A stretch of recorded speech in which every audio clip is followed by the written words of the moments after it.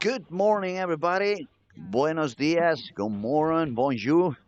Welcome to the first squad on the Friday. It's Friday morning here in Sweden, Helsingborg. We are at Olympia Bowling Alley, and we are back with the action. It's the Storm Lucky Larsen Masters 2025, and we have a lot of good bowlers on the lanes again, and some high scoring compared to some other squads.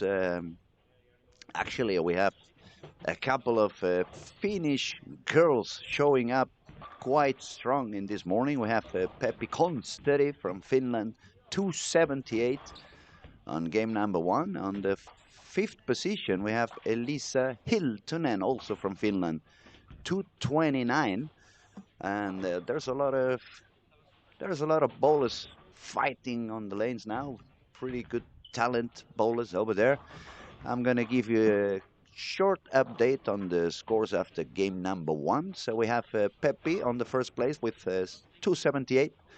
Andrei Prekop, Czech Republic kid, 257. Juho Buppola from Finland, 246. Roni Leskinen from Finland, 241. As I said, Elisa Hiltunen, also from Finland, 229. So we have a lot of Finnish bowlers on this particular squad. Then we have Dan Harding with 222. Another Finnish guy, Juhani Tonteri, 222.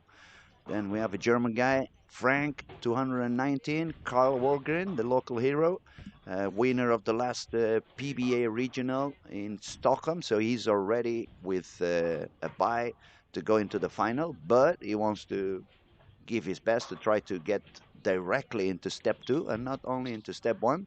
So Carl Walgren, 211. Then we find Emmanuel Johnson sitting on the 10th place with a game of 209. Another Finnish bowler on 11th place, Thomas Kaiko with 208. Those of you who follow PBA, you probably know Thomas well. He's been bowling there quite a few events and becoming quite successful. On place number 12, we find first Italian in the morning, Tommaso Raddi with 206. Then we find Adam Andersson with 201. Another Finnish bowler, Karo Hilokowski with 201. And the last person bowling par, it's also from Finland, Karon Saloma with 200. Other interesting bowlers you can find on the lanes today. We have Arnar Jonsson, we have Lucas Jelinek, we have Ryan Barnes, we have Dominic Barrett. So we have a lot of talented bowlers playing already. We have a lot of nice people to look after and watch them bowl. I'm going to give you a piece of the action. We have on lanes 1, 2, 3, and 4. We can find Dominic Barrett. We can have Elisa Hiltunen. She had quite a high first game. We find Thomas Kaiko and Juho Vuoppola. Both Juho and Thomas are starting with quite a few strikes on this game number 2. And if we move to lane 5, 6, 7, 8, let me see. We have Carl Walgren is already bowling on 7, 8, and Nora Johansson, the local Swedish superstar, two-handed. She can really bowl. She hasn't really found exactly what's going to work good for her. She's been fighting through many different squads, but she's so talented that at some point she's going to find some answers and she may start striking a lot. If we move to 9, 10, 11, 12, we can find Arnar Jonsson and Peppi Konsteri, current leader of the squad, daughter of Sami Konsteri, Team Finland bowler and Team Finland coach. She can really bowl. Then if we go to 11 and 12, we find Lucas Jelinek. We have the Greece guy bowling with him also, Sophocles. Then we have a tree bagger by Frank on lane 12. Now, moving to 13 and 14, we can find the Italian star Antonio Fiorentino, bowling at the same pair at the moment as Ryan Barnes, one of those guys you really want to see on the lanes. Super talented, son of Chris Barnes. Moving to 15 and 16, we find Don Harding. He's been doing okay at the beginning. He shot 22 over in the first one. Started with an open frame, and now he's sparing a double. Lane 17 and 18. We have Jarno Latti. We have Nico Osksanen and Paul Purps at the moment with a spare and a triple. And finally, if we go all the way to lane 19 and 20, we can see Paul Connell over there and Ondrej Prekop, the Czech Republic guy who started with a 257. Now he's got a spare and a triple. So, good morning, everybody. Grab some coffee, make yourself a sandwich, get some energy, get ready to see a lot of bowling. It's going to be a long day here at Olympia Bowling Alley.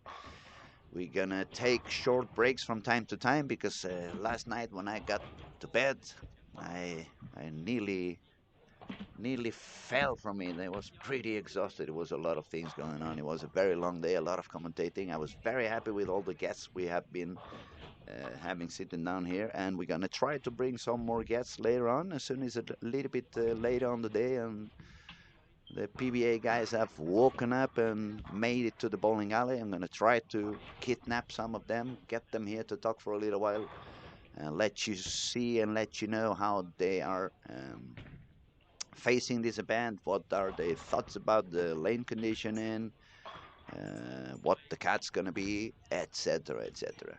Um, Another thing, if you're watching, just make sure to subscribe into our YouTube channel.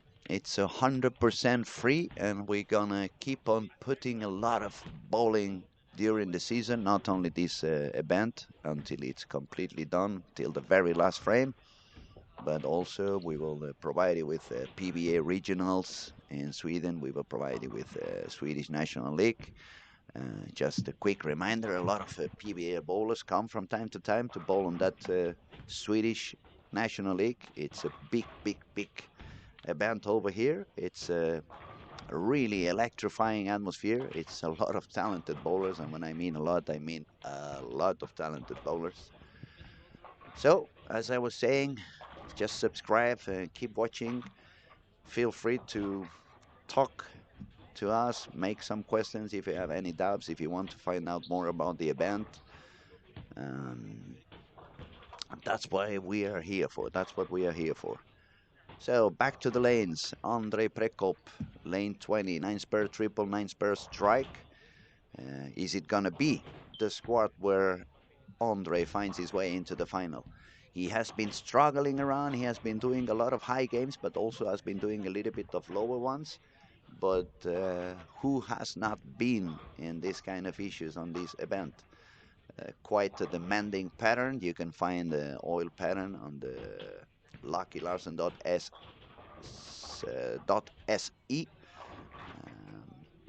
You can find the oil pattern. You can have the results. You can see the bowlers that are yet to bowl in the next following squads. And current tournament leader, Ethan Fury, 193 over. Let me tell you guys, Ethan has been bowling on a league of his own. He actually has not only the lead of the tournament, but the second highest score in the week. It was also done by Ethan Fury.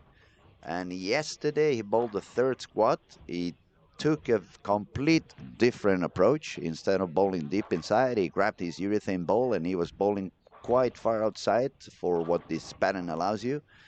He was bowling straight on the 10th board, and he was killing it. After 5 games, he was 150 over. He just shot 150 on the last one, testing a little bit of different things. But definitely, this guy can do something that not many else can do. He's super accurate, and he manages to do very different type of shots. He can bowl firm, he can grip it, he can loft it, he can become smooth and just let the ball slide. So quite a character, quite an amazing bowler.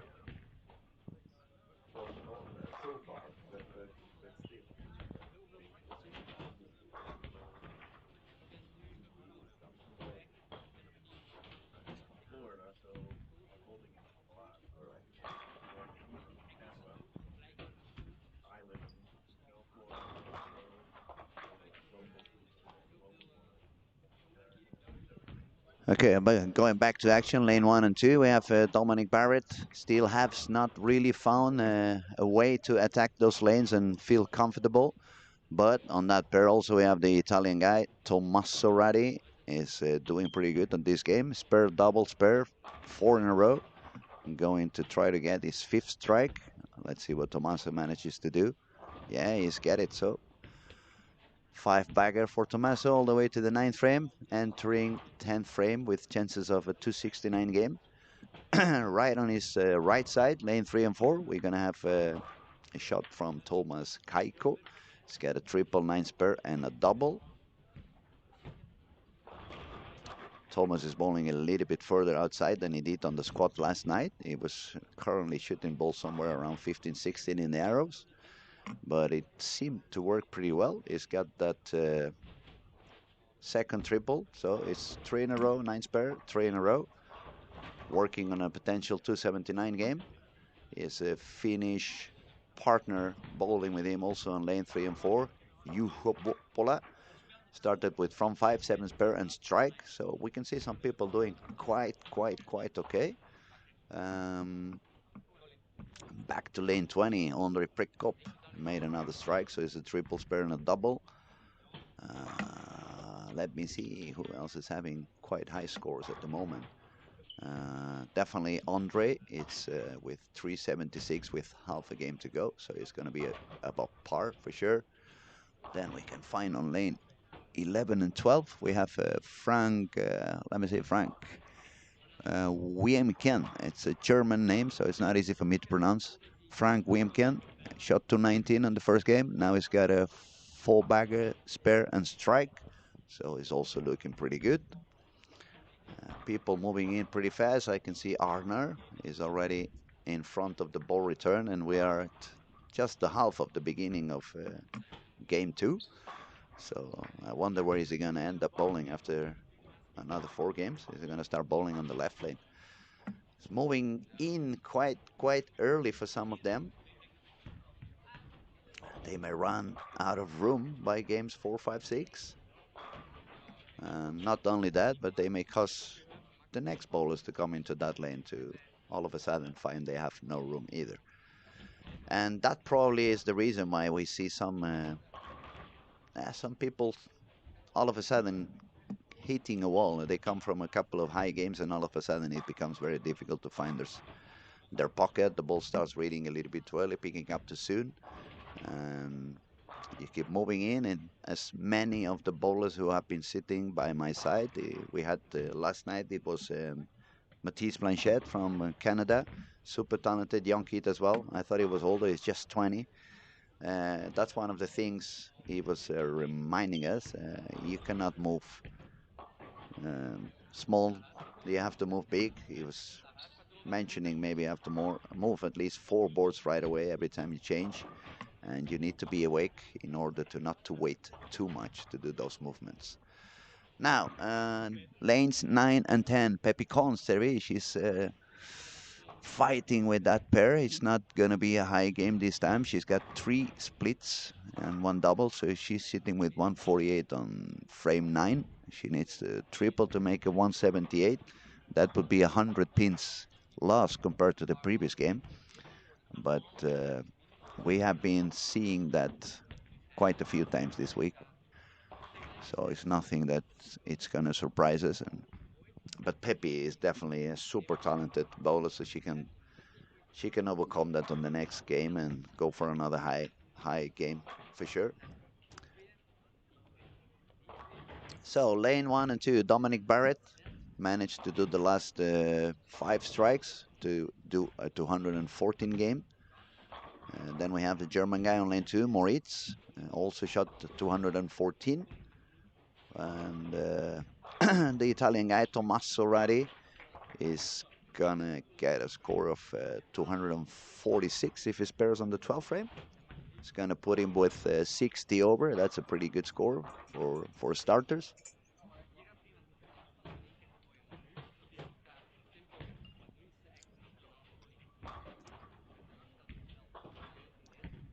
Yeah, he takes a spare, so it's a 256 game for him. 462 total. That's a good start. Lane 3 and 4. It's a couple of Finnish guys doing quite okay. We have Juho with a 5-bagger, 7 spare, and a double. Thomas Kaiko, triple, 9 spare, triple, 9 spare. They are both having quite a high morning. They began pretty good. Let me remind you, Juho Woppola had 246 on game 1. And Thomas Kaiko was with a 208. So they're going to be above par for sure after 2, which is good news. Now let me see who else is doing good. Nora is doing a higher game now at the moment. She's got the triple, 5 spare, 9 spare, and another triple. And we had somewhere Lisa Hilton, and she started with a 229. She did many strikes on the beginning of the first game in lane 19 and 20. She began, I believe, with the first 7 or 8. I don't remember exactly. Then she had a couple of open frames. That's why she dropped down to 229. But definitely she was striking. She was using a little bit further outside line, very similar to the area where Ethan Fury decided to bowl his last squad yesterday. The big difference is she's doing it with an optimum idle, while Ethan Fury was doing it with a urethane ball. But obviously, it's a very two different techniques. Fury has a lot of rep rate. Elisa is more a little bit of old school bowling, so she's not that many. She's not that powerful. She doesn't have that many reps as we saw on, or we can see on Ethan Fury. I cannot find Elisa. Give me a second. I'm trying to find Elisa. If she wasn't 20, she should be on lane 3 and 4. Okay, now I found her. One open frame, no doubles for her. She managed to pair a split on the 9th. So if she doubles, it's going to go on to a 190 game. Still going to remain above par. And it was the same for Peppy. She was not having a very high game. She's going to make 168, but still going to be with 446. So hopefully that's going to be the only low game Pepe is going to get in this squad. Another guy who's doing really good, it's on lane 19 and 20, Andre Prekop. Game of 231, he's got a big split on the 8th frame, 6 and 2, but then he struck out 231 for a total of 488. That's a quite good start for Andre. Let's hope he finds his way all the way through and he doesn't get into so many issues during the transition.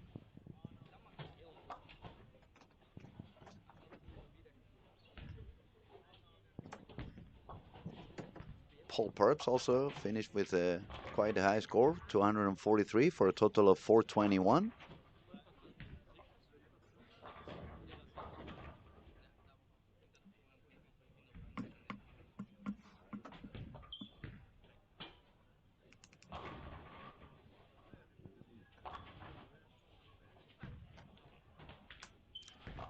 Now we're getting very close to the end of the game number 2, so pretty soon we're going to have scores refreshed. I'm going to give you a total update on where are the scores. Let's see how many people remain over par.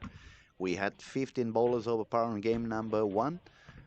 I see some striking, but I also see a little bit more lower games than we saw in game 1, as quite a few open frames all around the alley. So we have to see what really translates into on the ranking. So just give me a couple of minutes until we get the scores completely refreshed. There's some people still bowling a 9th frame, and some other lanes they're bowling the 10th frame. So we're gonna need at least 2 or 3 more minutes until we can really tell you everything. For what I can see, we can see Dan Hardin 436 and Andre Prekop 488. Elisa Hiltonen 412. Juho Woppola 478. Thomas Kaiko, if he is just gonna bowl the 10th frame, if he strikes out, it's cloudy, it's very humid. I'm wondering if that's gonna affect the lanes in one way or the other. The only thing I believe is gonna be happening for sure is the approaches are gonna get just a tiny bit more sticky than they were the previous days. But we will see if that helps the bowlers bowl higher or lower, and if the lanes have any different transition than we have been seeing on these previous days. So far, we don't see many big changes. People is more or less doing the same things they were doing. Very few trying to bowl on the outside of the lane. Pretty much everybody's moving in quite deep. And now what's going to happen is we're going to have to see how many survive the transition, how many keep moving in, how many start trying to overdo by using a lot of muscles, and how many just succeed on letting the ball do the job for you.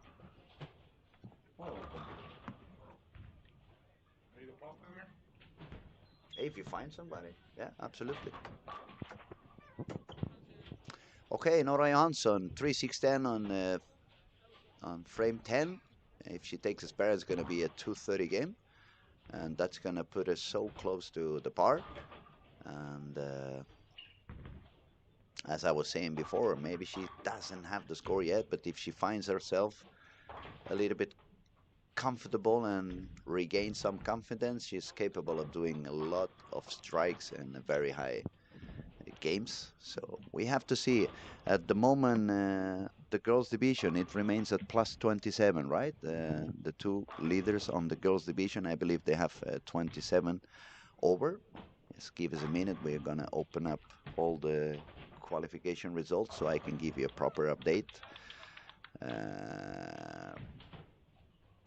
Yes, Emma Haltunen, 12:27. Nora Johansson, 12:27. If we go to the under 21, they also have a bye. Now this score has changed from yesterday. We see Robin Norberg with 12:51 and Leo Norgren with 12:49. If we talk about the seniors, those have not changed. The leader at the moment would be Martin Paulson with 12:29 and Peter Lung, the lefty, with 11:49. The turbo games, we probably have no, yeah, we have some changes. They have gone pretty much higher. Game 5, Noel Strandman, Sweden, 277. Game 6, Juhani Tonteri with 275. Now let me do a Spanish joke. Tonteri, no hagas tonterías. Yeah, just because yeah, it wouldn't be easy to it wouldn't be easy to translate that. We see Steven Salzman, the turbo score still the same. No, I just said it's a little bit. It went a little bit higher. And you say, sounds like we can call Mr. Ethan Jack of all trades. It's nice to see people is happy already in the morning. I hope you had a good coffee. I had a coffee early in the morning. Now I'm having a lot of caffeine as well, so I can stay awake and stay as sharp as possible. Again, feel free to do any comments, ask any questions. We like to see the chat going bigger and people getting on fire, excited and talking and contributing.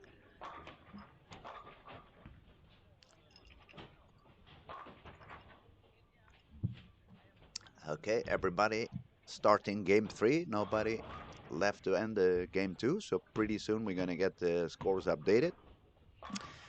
And the new leader of the squad, Andrei Prekop, 488. He bowled 257, 231, and 231 on 19 and 20. That's pretty good. People has been having a bit of issues on 17, 18, 19, and 20, so that's a very good score for him. Second place, we have Juho Pola with 478, pretty solid as well, 246, 232. Tommaso from Italy, he just jumped up into the third place with a high game of 256, so he's got 62 over. Then we find Thomas Kaiko, 451, games of 208 and 243. Pepi Consteri, she is still remaining up there after quite a low second game. We're gonna have to follow and see what she gets into on this game three. She actually just saved quite a difficult spur. She got the three in the corner on frame three, but then she took a spare. And lucky for her, it was right after a strike, so it's not gonna lose any pins over there. Uh, Position number 6 at the moment, Frank from Germany, 445. Number 7 is going to be Don Harding, 436. Number 8 is Paul Parps, 421. Then we find Roni Leskinen from Finland, 418. The second Finnish girl doing okay, still over par, Elisa Hiltunen, 412. The local hero, it's the last one at over par at this moment, Carl Walgren with 407.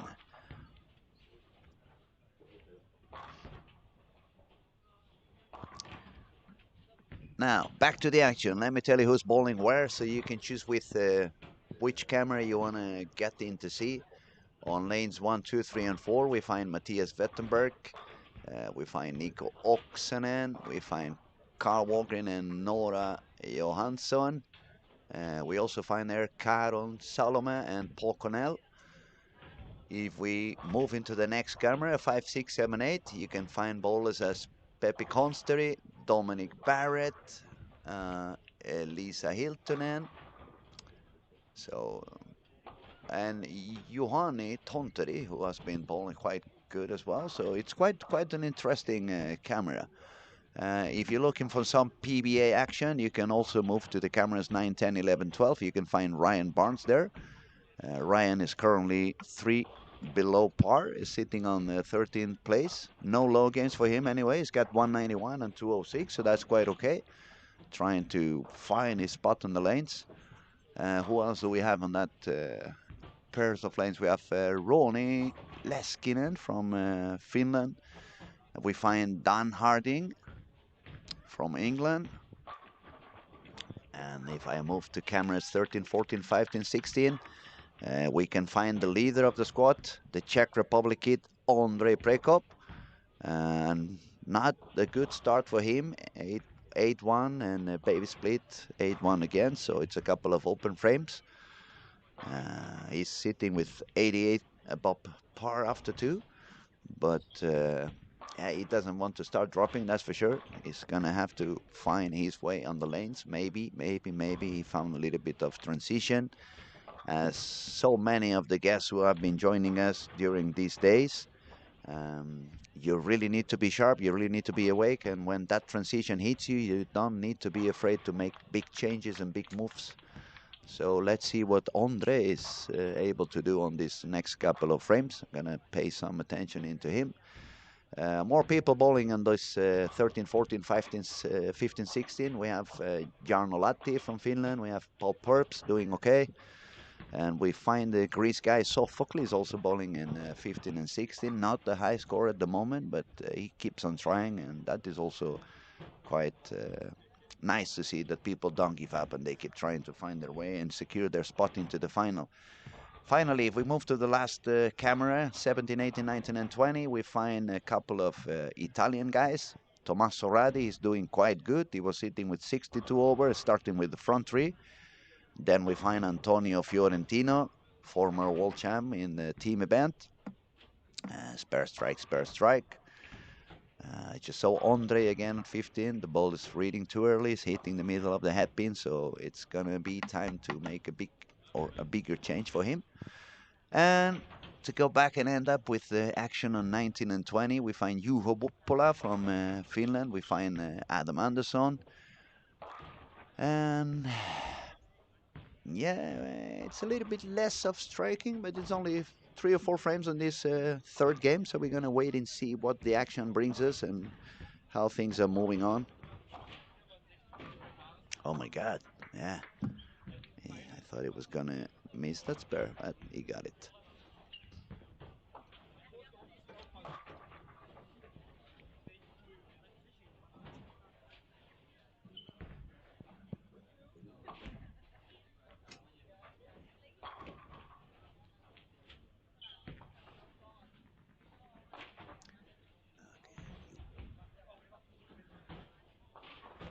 So, transition is knocking on the door. Good morning, I'm here. Andre Prekop, the leader, 88 over, 2 open frames in only 3. Juho Buppola is 78 over, but he's also having a couple of open frames now on lane 19 and 20. And from the top 3, the only one that seems to be not yet anymore. This one I jinxed it even before I spoke. Thomas Soradi. He was 62 over, started with the first 3, but now it's a split and open frame on 4th. Okay, should we look for Thomas Kaiko? See if he's getting any more like than these other kids. Thomas, where are you? I've lost you. Yeah, Thomas is bowling on 7 and 8. Started with 8 spare, 9 spare. And then we find Pepi. She's bowling on 5 and 6. That ball is reading pretty early for her. Just lift 310, baby split.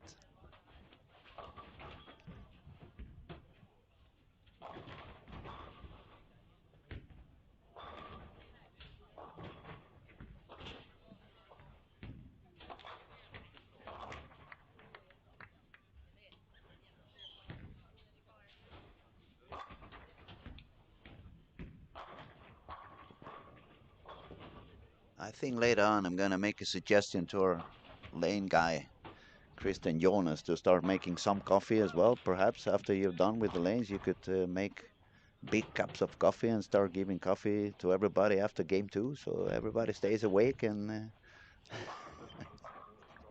a little stronger than coffee. As you can see, we carry on with our nonsense. It's my number one specialty, talk about nonsense. But yeah, I'm getting older. If you haven't fixed me yet, I don't think you're gonna be able to fix me any more than that.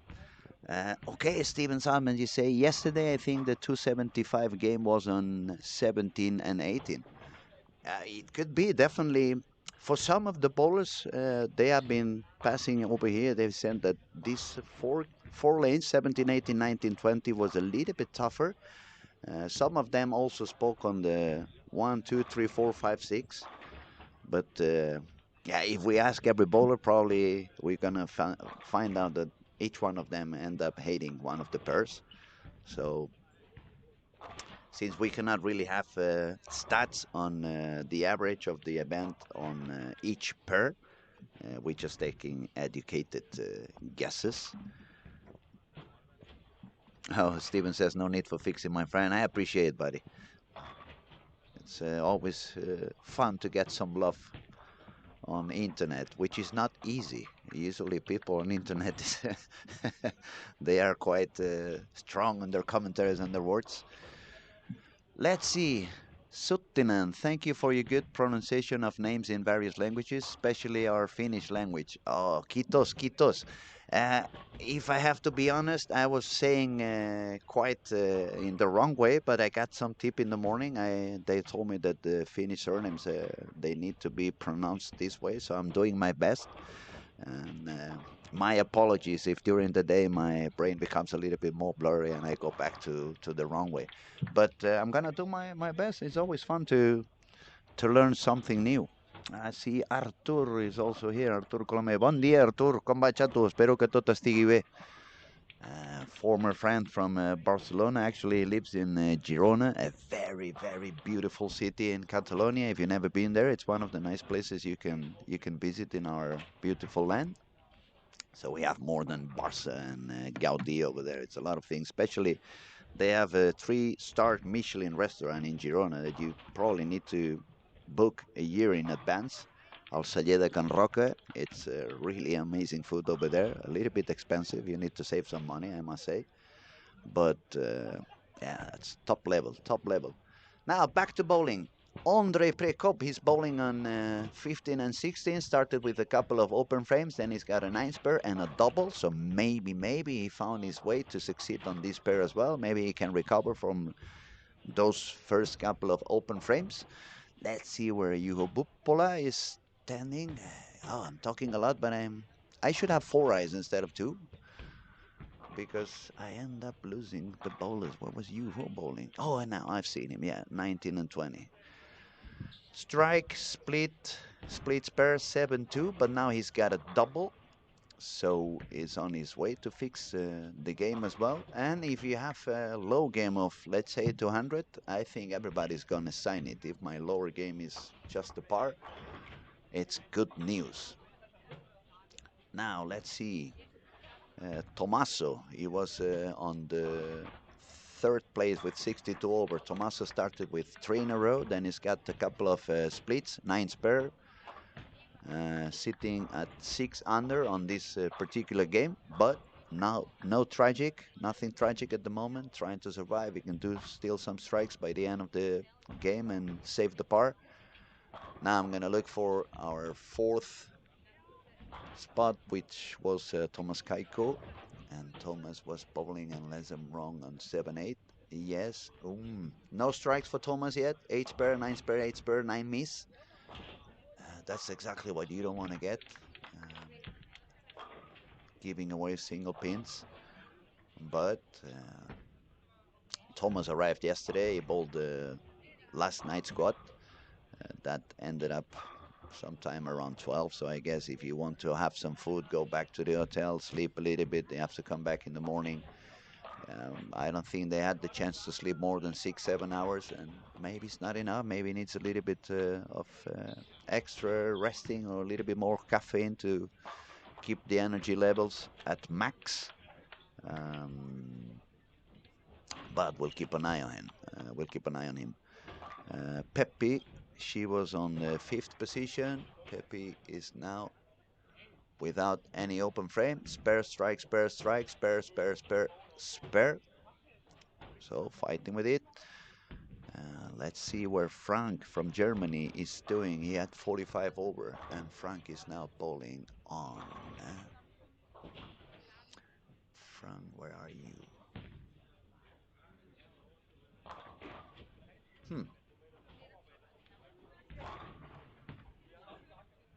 I've lost Frank. Oh yeah, I just found Frank. It's on 7 and 8. He's also bowling on 7 and 8. Open frame spare strike, open frame spare.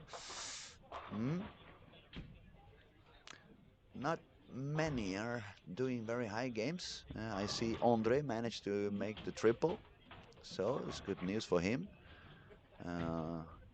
Tommaso also just put the strike. Tommaso Radi from Italy. Yuso had the spare after the double. It's a lot of action going on, definitely. It's hard to follow everyone. The German guy, Paul Purps, with 21 over, is bowling on 13 and 14. It's having one of those games that we saw yesterday on Joachim Colson. Strike, spare, strike, spare, strike, spare, strike. So it looks like one lane he's got already, the other one not yet.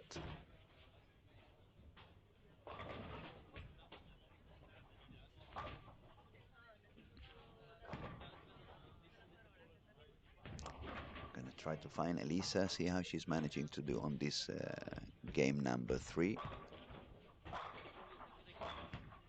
She's got a couple of open frames as well.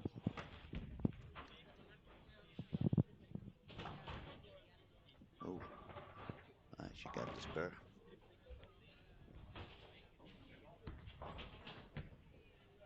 Now, if we look around the lanes, people who's doing okay on this particular game, we can find Ronnie Leskinen with strike spare, 4 in a row spare, and strike again. Ronnie was already with 18 over, so it's very good news for him if he can make a couple of strikes more on this game number 3.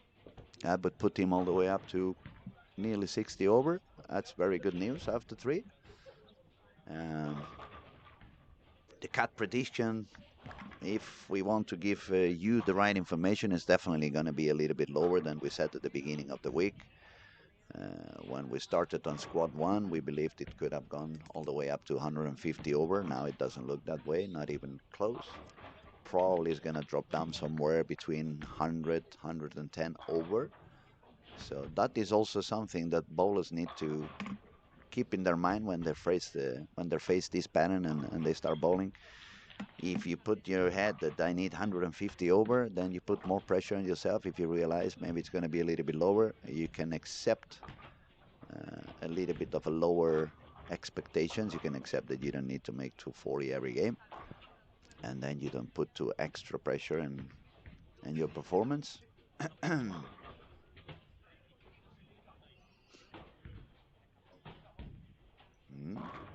So Tommaso, or actually in Italian, I think it's Tommaso. So I'm going to say Tommaso from now on. 17 and 18. Tommaso found a way to strike again after a couple of open frames. So he's got the triple, open frame spare double. That's good news for him on the way to recover the game. Definitely Andre is doing okay after a couple of open frames to start with. Then it's a four bagger, so it's already on par. Just remind you, Andre is Czech Republic two-handed young kid. He bowled unbelievable good end of June when we had the World Cup under 21 here in Olympia bowling in Helsingborg. And this kid can do many things. He can bowl regular, he can bowl backup, he can go higher speed, lower speed. Really, really talented, and also very humble, very nice to talk to, very, very funny kid. So we wish him the best, that's for sure.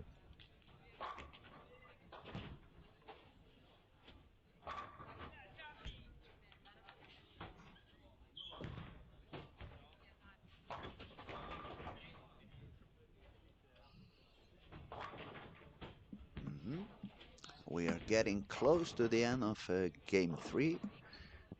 I see some more striking that we have seen in some other squads, so that's good news.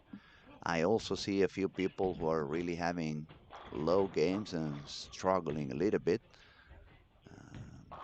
So we're gonna have to see. We have, for example, Dan Harding. He had 222 and 214. He's now bowling on 11 and 12. Strike, open frame, strike spare. After that spare, a 4 and a 2. That is quite expensive. Then an open frame. So on frame 6, he had 77. But now he has a double. So if he goes all the way till the end, he's going to save the game with a 197. We hope for his sake that it's going to happen that way. Local hero Carl Walgreen on 3 and 4. Strike spare, double, split, but triple after that. Carl was the last one with score over par after 2 with 407. So let's see if he can manage to strike out for a 240 something game and put him already with 650 after 3.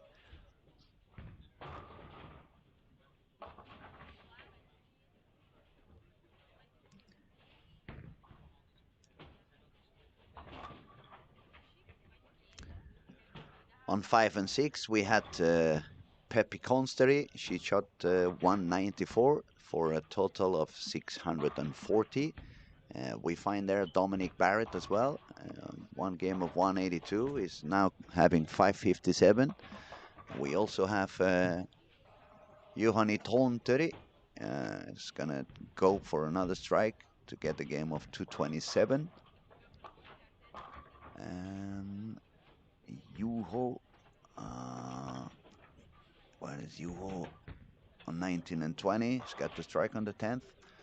See if he can double that one. He just did, so he's gonna go all the way to 190 at least. As I said before, if you find yourself into some issues, but you manage to not to go too low and you save the par or you make a 190 game, you remain alive. You don't do any crazy stuff, so you just get ready for the continuance after that. Find yourself again, get some striking, and keep going.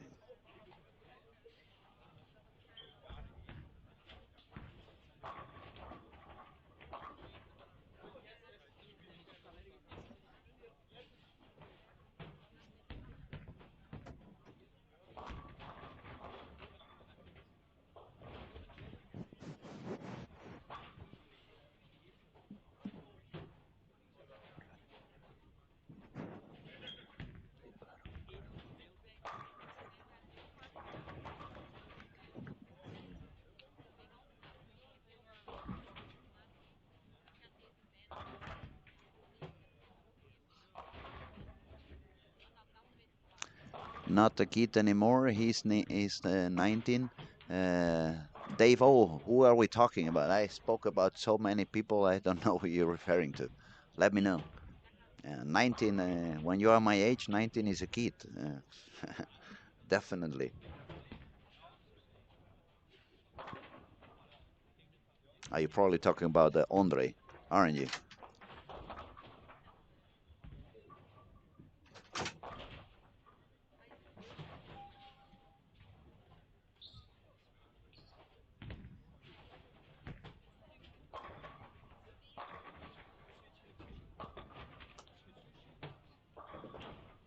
Andre, yeah. Well, as I said, if you let me sign a document to wake up tomorrow and be 19 again, I would sign in 100 million times. I would get my beautiful hair back in my head. That I miss more than any other thing. Okay, let's go back to business. We have on lane 3 and 4 Carl Walgreen. He's got a 4 pin on the 10th frame, but it's gonna shoot a game of 225. So he's gonna jump a little bit on his score for 30 over. Not super high, but he's not in any kind of pressure. He won the PBA regional, the last one in Sweden, in Stockholm, so he's already with a secure spot in the finals. Step one is actually just bowling to get some information and get to know the pattern a little bit better. And obviously, if he can score high enough, try to make it into the step two instead of step one. Now, let me see around 218, 170, 170, 200, 140, 212. It's a little bit of ups and downs.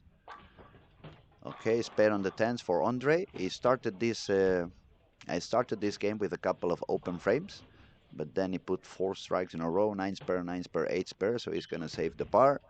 That is good news when you are already having 88 over after two. So if he strikes, it's gonna be a 204 for a total of 692, and that is a very, very solid scoring.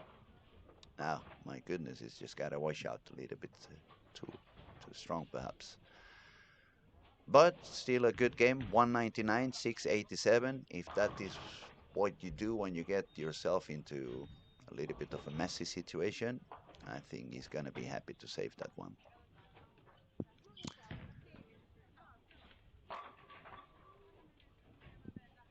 Now we see some scores starting to change. That means people is going to start bowling game number 4. I'm going to go camera from camera, let you know who is there so you can choose which one of the channels we are giving you. You want to choose. On lanes 1 and 2, we find the Italian star Antonio Fiorentino. We find the Finnish superstar Peppi Konsteri. Bowling with Peppi, we have Juhani Tonteri.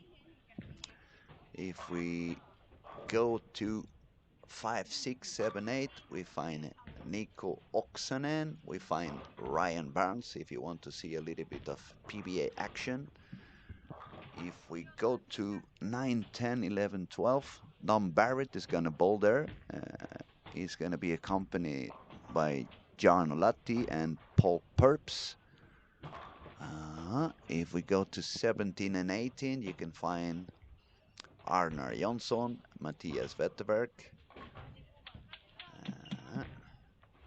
13 and 14, we have Roni Leskinen from Finland. He's 42 over, and we find the Italian guy Tommaso Radi with 74 over. So there is a few scores over there that are looking quite okay. If they manage to do good on the next 3 games, they could find themselves securing a spot in the final. We will have a proper score update in 3 or 4 minutes as soon as our technician guys come back. But in the meantime, we'll carry on talking a little bit. And I have the pleasure to have a very, very kind friend. He's gonna talk a little bit with us again. He's gonna help me do this for a little while. Former Team Sweden coach and a very wonderful person to sit by, Mr. Magnus Johnson. Välkommen till. Tack så mycket. Good morning again, and welcome back to the action. You've been watching quite some bowling this last few hours and last few days. Definitely so, yes. And I am as excited as you about the what the final result will be to Will make be the cut. the cat. It's It's right now 12.75 is the last spot, and for the last spot for qualifying in for the second round is right now to 12.88. So it's not. not that high, right? It's a No, lot it's of not bowlers on that 20 pins difference. Yeah, difference. yeah. But today and tomorrow, it's 8 squads, 4 squads today, 4 squads tomorrow. Uh, all the good bowlers are already here. Most of them, they have tested the lanes already. They probably have a better plan strategy before they hit the lanes. And now why I say that is because oh, that's good. My hopes and my expectations that the cat is going to get a little bit higher and closer to what I said at the beginning of the week. It's everything is going to be decided in these next couple of days, right? Yes, yes, but it will not be. It will not be a lot. It will be quite many pins more than at the moment, but it will not be considered as No, high scoring. no, In no no, way. no, and it's not gonna go as high as I predicted at the beginning of the week. That I've been saying already for Yeah, 2 or 3 days. yeah. But as we said yesterday, everybody's a good coach on Monday in any sports, Yes, yes, and bowling is no different than that. Everybody is going to be having a good prediction after every squad has been bowled. yes. But And a new idea about how to attack the lane's next squad, but mm, not necessarily the correct one. no, definitely not. Um, Magnus, we have some good bowlers now on the lanes. A lot of people with quite a lot of talent. We see quite many Finnish bowlers at the moment, Yes, and some of them are doing pretty good. they are good. They are That's why. they are good. Yeah, exactly, and you know that well. I mean, you had to face them quite often as a Swedish national coach, right? Yes, oh yes, we have had many fights during the years, and always it's a fierce game. Always has been so, but in the end we respect each other very much. Very, very Yes, often, I yes. believe. Yeah. And if I had to ask you, who do you consider more rival, the Finnish team or Barca? Because you're a Real Madrid supporter, so Yes. which one is a little bit more like I need to beat that one? No, Is it but more when Madrid no, beats Barca or when well, Sweden beats Finland? well, you cannot compare because uh, actually I if Finland beats us, Hmm. I don't like it. Of course not. Hmm. No, but if they beat anyone else, It's good. it's good. It's Yeah, fine for me. yeah, nice. But what about Barcelona? I always enjoy their losses. Yeah, I'm gonna make sure to talk to the guy in the kitchen. He fixes some Yeah. very spicy food later on for you. No, but I must say it's the same for me. Okay, but I the opposite way, and I you mean bet I'm very happy when Real Madrid Team losses. Sweden beats Ah, Finland because I have a very I consider myself half Swedish. okay. I've been coming up here so many years and so many times that and you guys treated me so well. I felt kind of adopted. So my heart, if you look at my blood, is blue and yellow. Is half of it, but I agree completely with you. I usually watch all the Madrid games, and as soon as they win on the because they have that ability of being down on the score for 93, 94 minutes, and when you Yeah. think okay the game is over, they are lost, all of a sudden something happens Yes. and they come back, and it's very annoying, I must tell you. Yes. I really hate Real Madrid with all my with all my heart. But then we are. we can agree on one thing is that we don't agree. No, absolutely. What Spanish football concerns? But it's funny that even if we have such a different taste in football, we can become such good friends and have a lot of fun about it, right? And Absolutely. that's the spirit that everybody should have all around the world. Sports is for fun, sports is for competing, but never take it any further than that. No, exactly. Stop violence, stop these fights. This is nonsense. We just keep the spirit, have a lot of fun with it. Tease your friends when you beat their team, and just accept that your friends are gonna tease you when their team is gonna Yes, beat you, yes, right? yeah. Talking about Real Madrid and their luck, did you see the Champions League? The teams they are always lucky. Yes, I'm not but sure if they are lucky or they know where to put the money envelopes and I think up on the UEFA. I think if you are good, and that goes for any sport, then The luck the luck is on comes your with side, the right? yes, yes. I mean, it's like I think it wasn't it was in the golfer. No, it's difficult with Older names. one, The old yes, the Golden Bear, Niklaus, no, before him. Gary Player, No, but one of those. one of those in this generation, yes, that said the very wise words that isn't it peculiar? But the more I practice, The the more lucky luckier I I am, get. yeah, the more Yes, lucky I become. yeah, Yeah, that is a big truth. yeah. Okay, we have the scores updated. Let's have a look. We have 10 bowlers above par, so it usually happens like that. Game 1, it's 16, 15 above par. Game 2 it drops a little bit down. Game 3, it drops down to 10. Even if yesterday we had a very interesting stats from Lane Talk. There was a guy talking on the YouTube channel, texting us. Lobo to me, I believe it was his name, Mm-hmm. and he was giving us the stats. And actually, game three wasn't so low. No, Game four no, wasn't no. I so low. recall. Yeah. But on the other hand, every time we look at the top scores, it drops down. It's less people bowling over par. Mm-hmm. So it's the magic of the numbers. Many things can happen. But checking on the ranks, we have at the moment Andrei Prekop from Czech Republic is having 87 over. Then we find the Italian guy Tommaso Radi with 674. And then we have one, two, three, four Finnish bowlers, one after the other one. First one is Juho Vuppola with 671. Then we find Thomas Kaiko, 648. Then we find Roni Leskinen, 642. And then we find Pepi, 640. And if you have a look, Pepi started this game quite okay, even if she just had an open frame. But she's got on lanes 1 and 2, 7 spare, 4 in a row, now 7 and 2. But that is a good game. So if she's striking, it looks Yep. like she's gonna Yep. she's gonna find a way to do okay on that pair.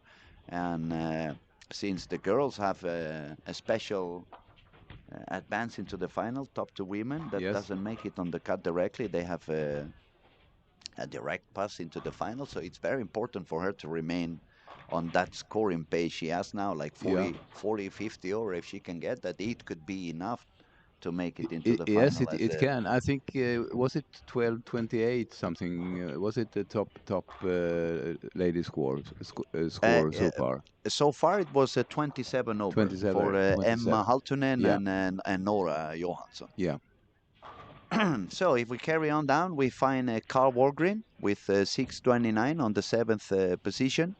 Then we see the German guy, Frank Wimken, 616. Paul Purps, also from German, 606. And Ryan Barnes showing up. We just made the par, so Ryan has 600 square. And if we look at the scoring, as we said, Pepe another strike now on lane 1 and 2. That's good news for her. Let me see, where are the... Oh, it's not a very good beginning of a game for Andre, our squad leader on lanes 11 and 12. 8 split 0, 8 splits fair, 8 and 1, so Oh, 35 after 3. He's moving a little bit deeper. Let's see his shot now on lane 11. Now, oh. wide shot.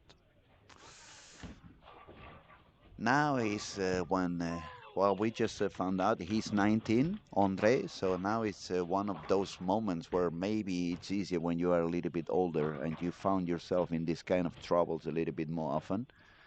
When you are younger, at least it was like that for me. When I was younger, I was more impulsive, a little Yeah. bit more uh, sensitive to whatever is Hot happening under the around you. collar. Absolutely. And so that's what I mean. Andre is going to have to be very, very calm. He's going to have to keep his focus so he doesn't really give up many, many pins because he's got quite a high score, 87 over after 3. So he just needs to figure out how to save this game, try to bring it as close as possible to par and survive it and just look for the next one. Yeah, yeah. He must do something here is that he can't he can't afford to have more open frames and need at least a couple A of couple double. of doubles, Yeah. yeah, a couple of doubles. Now let's see where Tommaso is bowling at the moment. Tommaso is on 13 and 14, 9 spare strike, 9 spare. He's taking a shot now on lane 13. He also moved a little bit deeper and he tripped the 4 pin, so he's going to be very happy of having that double. If I were after that strike, I Yeah. would definitely move even a little bit more. Pepe is doing okay on lane 1 and 2. After that open frame, she managed to get a double again. Let me find our number 3 and number 4, who were Juho Wuppola and Thomas Kaiko. Let's see where they are bowling. Uh,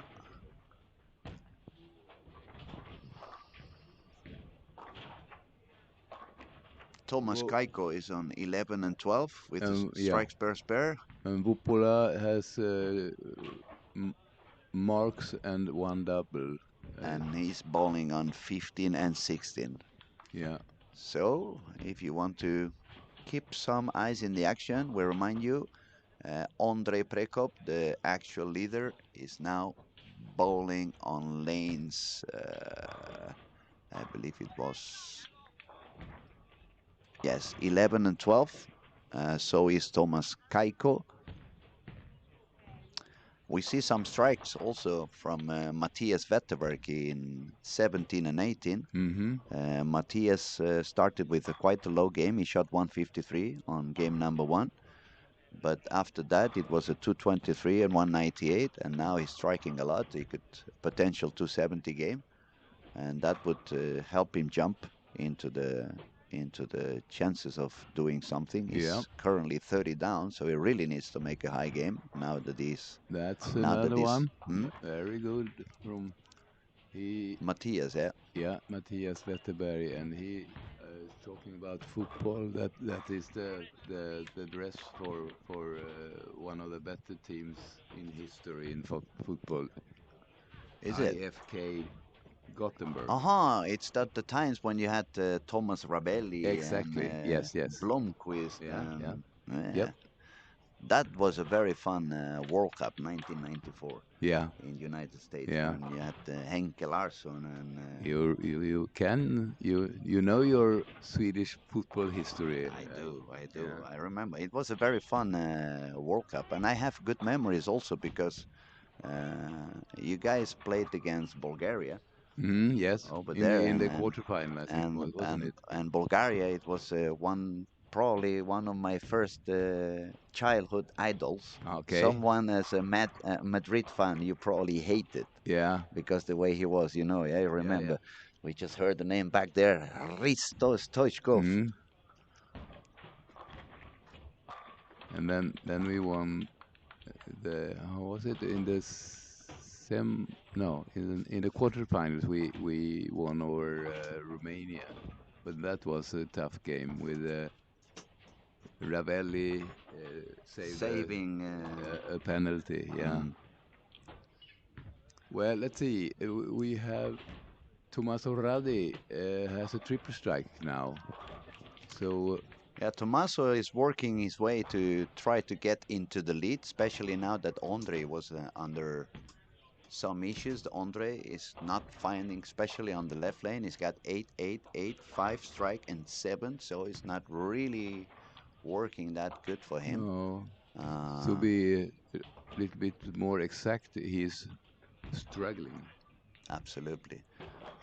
Pepe is doing quite good on 1 and 2. Yeah, She only had one open frame, but she made the four bagger and a double, so she's going to shoot 220. That's going to put her with 60 something over. yeah, And it's only 2 games to go. She knows how to spare. She knows how to hit the bucket. She yeah. knows how to become quite precise and consistent. So I wouldn't be surprised that at the end of the day she would have the highest score The ladies, on yeah, any other girl. Absolutely. yeah, good chance for that.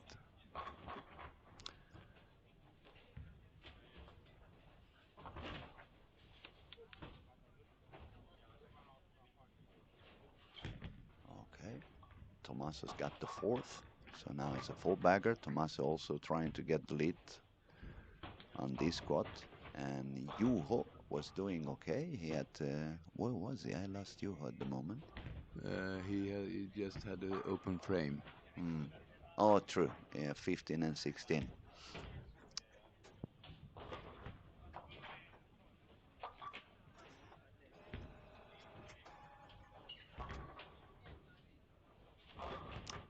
Thomas Kaiko is doing okay on 11 and 12. Strike, 3 spares, now a double. And Hmm. he's got 48 over after 3. So he's doing quite a steady job. No low games so far. His lowest game has been 197. But yeah, he can bowl. I mean, Thomas Kaiko can really Oh bowl. He's a yes, very good bowler. yeah, Another Finnish bowler that is slowly coming back, it's Jarno Lahti. He started with quite a low game, 160, but then he shot 203, 218, and now he's on his way to shot 240 at least. yeah. If he gets one more strike, it's going But to be. he's at the after 3 games, he's 19 under par, so he needs a couple He of needs a couple of really high games. big Now games. he's going Yeah, to shoot 240, so he's going to yeah. jump up into 20 something over.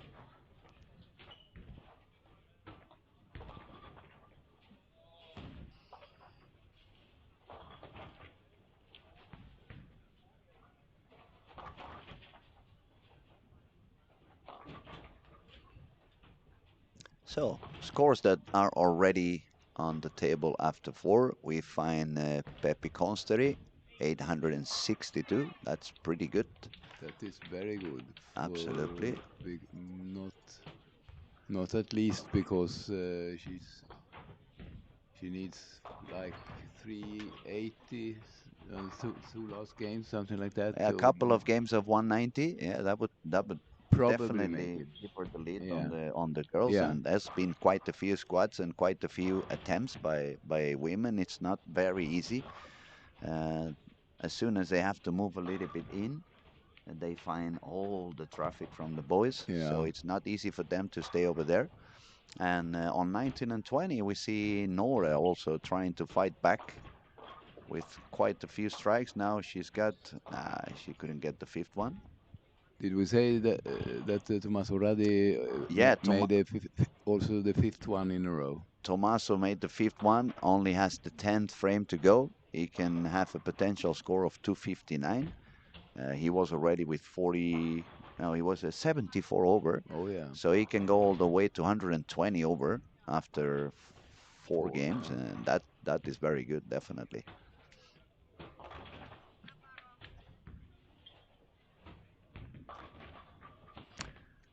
On 13 and 14, we also have Roni Leskinen. He was sitting with 42 over.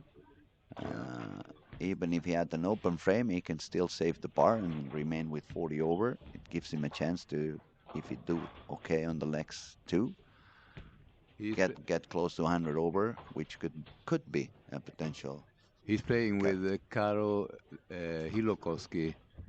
and his grandfather was one of the best bowlers in history in Finland, Leo Hilokoski.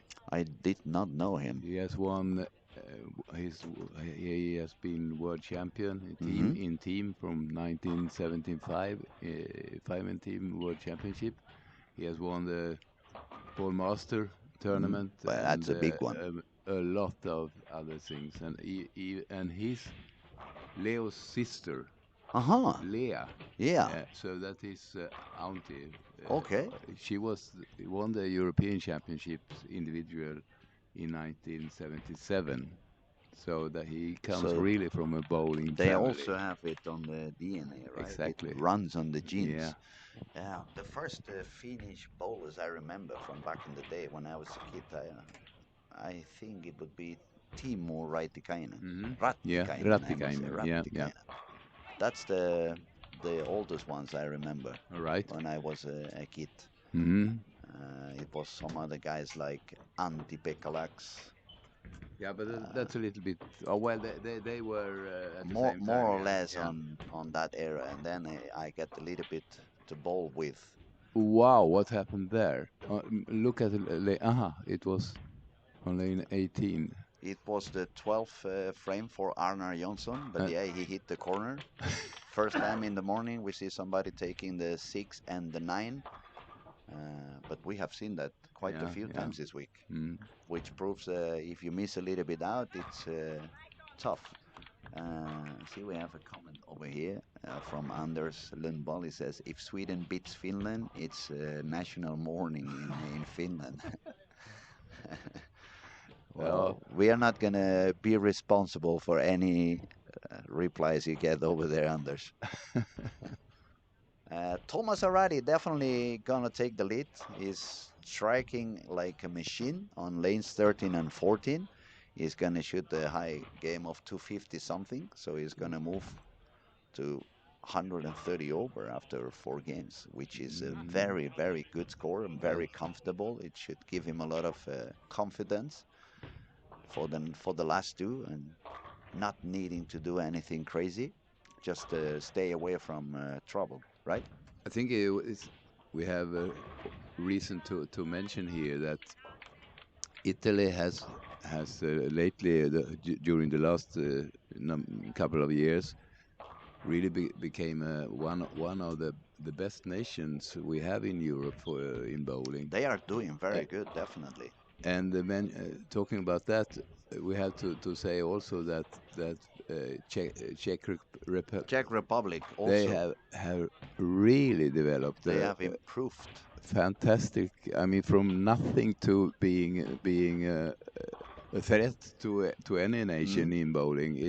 That is impressive. And that brings me to the point that I've been saying for many years down in the Spanish Federation. If we took that a little bit more serious and we really invested on developing the bowlers and give them the tools to get some more knowledge and to practice on the right Yes. conditions, anybody can get better. Oh yes, I know because I was the head coach for Spain for 4 or was it 5 years, and it is a difficult situation because the lack of youth bowlers is so evident that if you cannot start doing something about that, It's impossible. there will not be any No, future. no, I know. Not a bright future anyway. Everyone is playing football, and usually the young bowlers in Spain, it's because they are family Yes, from exactly. other Yes, bowlers. yes, Otherwise, yes. you don't see any new generations No, coming up, and which is sad.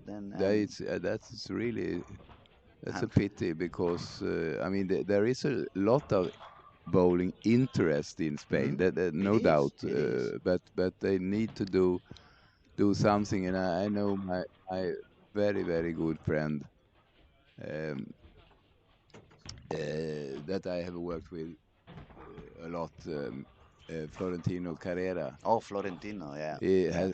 And I mean, without him, that well, it had not been anything about bowling He has in been Spain. pushing Oh, for bowling in Spain for many years, a long time 50 ago. years. I remember when I was about 19, 20, 22, when I started coming up very often to Sweden and gain a lot of knowledge. The two of us, we started the bowling school in Madrid. I was traveling to Madrid once a month, and we had kids coming from all over the country. So we spent the weekend together in Chamartin bowling alley, Hmm. and I was doing some coaching. It lasted for maybe a year. Didn't last it much. We didn't really get much help. I wasn't doing any money on it. I was just covering my flights Hmm. and the hotel room. And actually, even today, some of the guys who are still in the national team, they come from that school. Yeah, yeah. So it proves that when you do something, it's gonna It work. pay off. It Yeah, pays off. It yeah. pays off. But on the other hand, as I said, we only have young bowlers are usually the sons or the daughters of Yes, other bowlers. So yes. in my depth, I haven't contributed much because I don't have any children. So okay, a very nice ending for also for Juho Buppola with 1, 2, 3, 6 in a row for a 220, 233, excuse me, for a total of 904. That's 104 over for Juho. Um, Pretty good actually. People is finishing last frame on this game number 4, so we're gonna have our scores refresh pretty soon, and we'll let you know the total ranking right away. But yeah, we have at least a couple of bowlers with more than 100 over after 4, and a few other that are looking quite okay to make it a good attempt and try to reach that 120 over for 6. So let's see. Give us just a couple of minutes so the scores update, and I'm give you a little bit of a ranking reading in a couple of minutes. Uh, Luis, Yes. I Yes. will say thank you very much for the short but very, No, no. very I will thank nice you. stint It's here. always a pleasure to have you around. It's very fun. We have a lot of fun talking and commenting together. So Yes, feel free whenever you get tired of being out there on the lanes and watching the action live. If you want to sit down and spend some more time, the door is always open for you. Tack thank så you very much. jättemycket, Magnus. Tack själv. Muchas gracias. Muchas gracias a ti.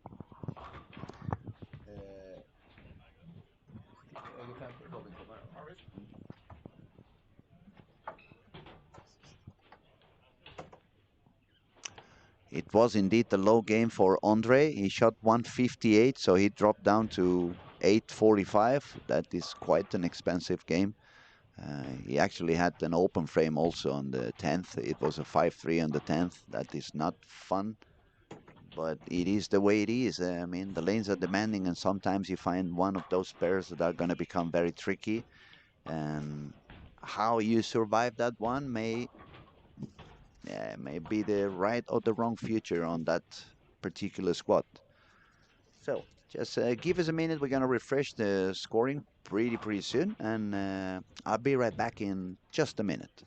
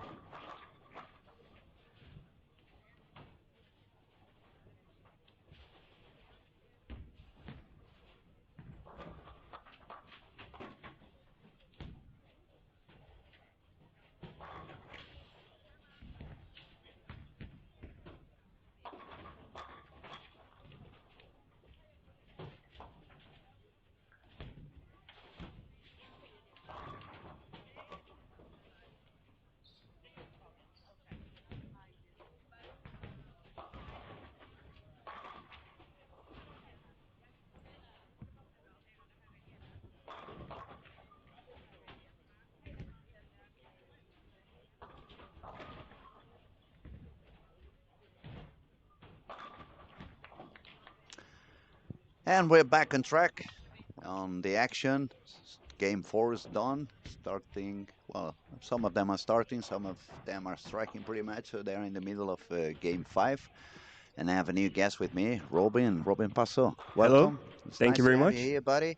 Yeah. Um, let us know, what have you been seeing? It's a lot of action. It's a lot of bowlers over there. It's a lot of high games, but it's a lot of low games as well. It's a very tricky Yeah. and demanding pattern. Let us know a little bit. Yeah, I've been here most of the week watching a lot of bowling. It looks very tough. When I've been bowling myself, it's been really tough. I shot 1,050 twice, Oy. so that's not good. And then I had 20 over last night or Mhm. last morning, so that was better. But yeah, it's very tough. I feel like the weaker stuff is usually the better stuff to go with. Yeah, we have been seeing, we've been talking about all week. I see some bowlers are going over and over doing so many squats, but they keep using a very, very strong equipment, strong cores, strong covers, Yeah. and it seems like they don't really get the ball motion they desire.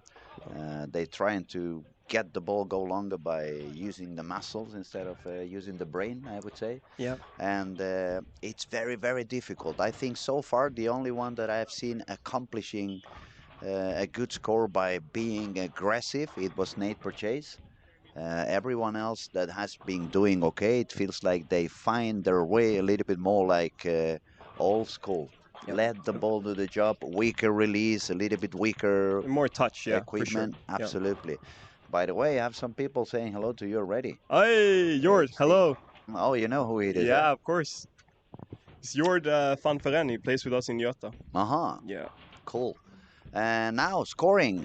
Let me have a quick look before I go on with the rankings. Just if you guys are watching and you're not on the cameras on lane 1, 2, 3, and 4, we have Ryan Barnes on lane 1 and 2 with the front 7. It's looking pretty good. So if you want to have some action of Ryan, you just connect yourself into cameras of lane 1, 2, 3, and 4. And now I'm going to talk a little bit about the ranks that we have on this squad. We have Italian guy on the top, Tomas Soradi. He's got 932, 132 over. That's quite a high score for 4 games. That is very good. Then on second and third position, we find a couple of Finnish bowlers. We have Juho Buppola with 104 over, 246, 232, 193, 233. So that's good news for him. The lowest game is 193. He Yeah. survived whatever he found on that pair. Yeah, I also watched him yesterday, and he was struggling a lot. So new game plan, I guess. Looking way better. Yeah, but that's one of the things that talented bowlers do, right? You give it a try. You try to learn whatever you can from what you have been doing, and if you have to do something different Yep. on the day you bowl again, then you do something different, and that's one of the things I'm not seeing so clearly on some of the younger bowlers. But I'm not gonna blame them. I'm gonna blame them on the system. They have been getting used for the last 3, 4, 5 years to get in this kind of similar pattern, similar ball reaction. Yep. And of course, it's hard for them all of a sudden to have to do something completely Yep. different. But that's why this tournament is so cool. Like we do different stuff every day, every year with the patterns and stuff, Hmm. and it's way different. It's often way harder, and I think this is what we should do in bowling. Yeah. So props for this tournament for doing like different stuff. I have some people also saying hello from Barcelona. We have Xavi Taribó saying bon dia Lluís, ja tenim ganes de que tornis. Bueno, tornaré quan no faci tanta calor, que aquí s'està força bé. I'm just saying it. Hello back. They Yep. want me to be back in Barcelona. I said I'll be back when it's not so hot because the temperature up here is a little bit easier to Yeah. be on. Number 3 in the ranks, a girl, Pepi Constery. Amazing bowler, super talented. She started with a 278, then she crashed the 168, but now she's making her way back, 194, 222. Pepe is bowling now on lane. Let me find where's Pepe at the moment. If you find her, let me know. Otherwise, I keep on looking as well. Hmm. Can't find her. I just saw her. Oh, over here, 17 and 18. Okay. Yep. Strike, spare, split. So one open frame, strike, spare. She's 62 over. He was also struggling yesterday, but now it looks again way better. The People are learning, you know. Absolutely. Current leaders scores for the girls is 27 over. Yeah. So Yeah, Gateway. Yeah, yeah. she doesn't really need to do anything crazy. The only thing she has to do probably stay far from any crazy stuff happening around her. Maybe just 190 to 100. Yep. Keep that scoring pace. That would give her a spot into the final through the gateway. So let's see what she can manage to do. Then number 4, we have the Czech Republic guy, Andrei Prekop, 19 years old, super talented. But if we look at the game after game, it doesn't look very positive. It was 257, 231, 199, 158. So he's dropping a few pins game after game. I wonder if not only the transition has hit him hard, but also a little bit of frustration when you've been trying for many different squads and you start pretty good, doing pretty okay, 80, pretty 90 over after 2. Yep. And then you start going a little bit lower. Maybe you get some doubts in your brain. You get a little bit of frustration as well. Yep. You become a little bit more tense. You don't do the same kind of good shots, and then it becomes like a circle. Everything starts to go a little bit down, a little bit down, a little bit down. I think it's hard when the pattern's this hard and you try to chase a double. Like it, yeah, it will get you from time to time. You have to stay calm, remain calm, make spares, and when you hit a pair that is better, just strike the shit out of it. I guess. We have some people already talking in the chat. We have Jennifer Carlson says, go Peppy. So yes, go Peppy. She's doing okay. She's fighting. She's probably going to manage to survive. I see Xavi has spoken again, told me that the weather has become better in Barcelona. Yesterday it was a little bit rainy and the temperatures finally dropped down. okay. So that's good news. Yep. It was way too hot this summer over there. It felt like I was in Dubai instead of Barcelona. It was really, really hot. Yep. To carry on with the scoring, right after Andre on the 5th position, we had the Finnish guy also, Ronnie Leskinen, 841. Then we find Thomas Kaiko with 839. Nora, oh, she jumped up to already. 169 to begin, then 231.93, 234. So Nora is sitting with 26 over after 4. And, also chasing the women's gateway, I guess. She's very close. She's there already because she's got the 27 over. Oh, she's in the 6, second one. Yeah, but she true. wants to beat her own score and make sure that if someone else is doing okay, they have to reach even a higher score. We have some good bowlers coming on later on. Daniel McEwen, she arrived yesterday. Okay. She's a potential high scoring bowler for sure. Pepe's doing quite good on 17 and 18. She's got a couple of open frames, but she moved deeper. It was the deeper I've seen her bowling so far. So, and that last shot looked pretty good. So maybe she finds the way to strike out and save the game.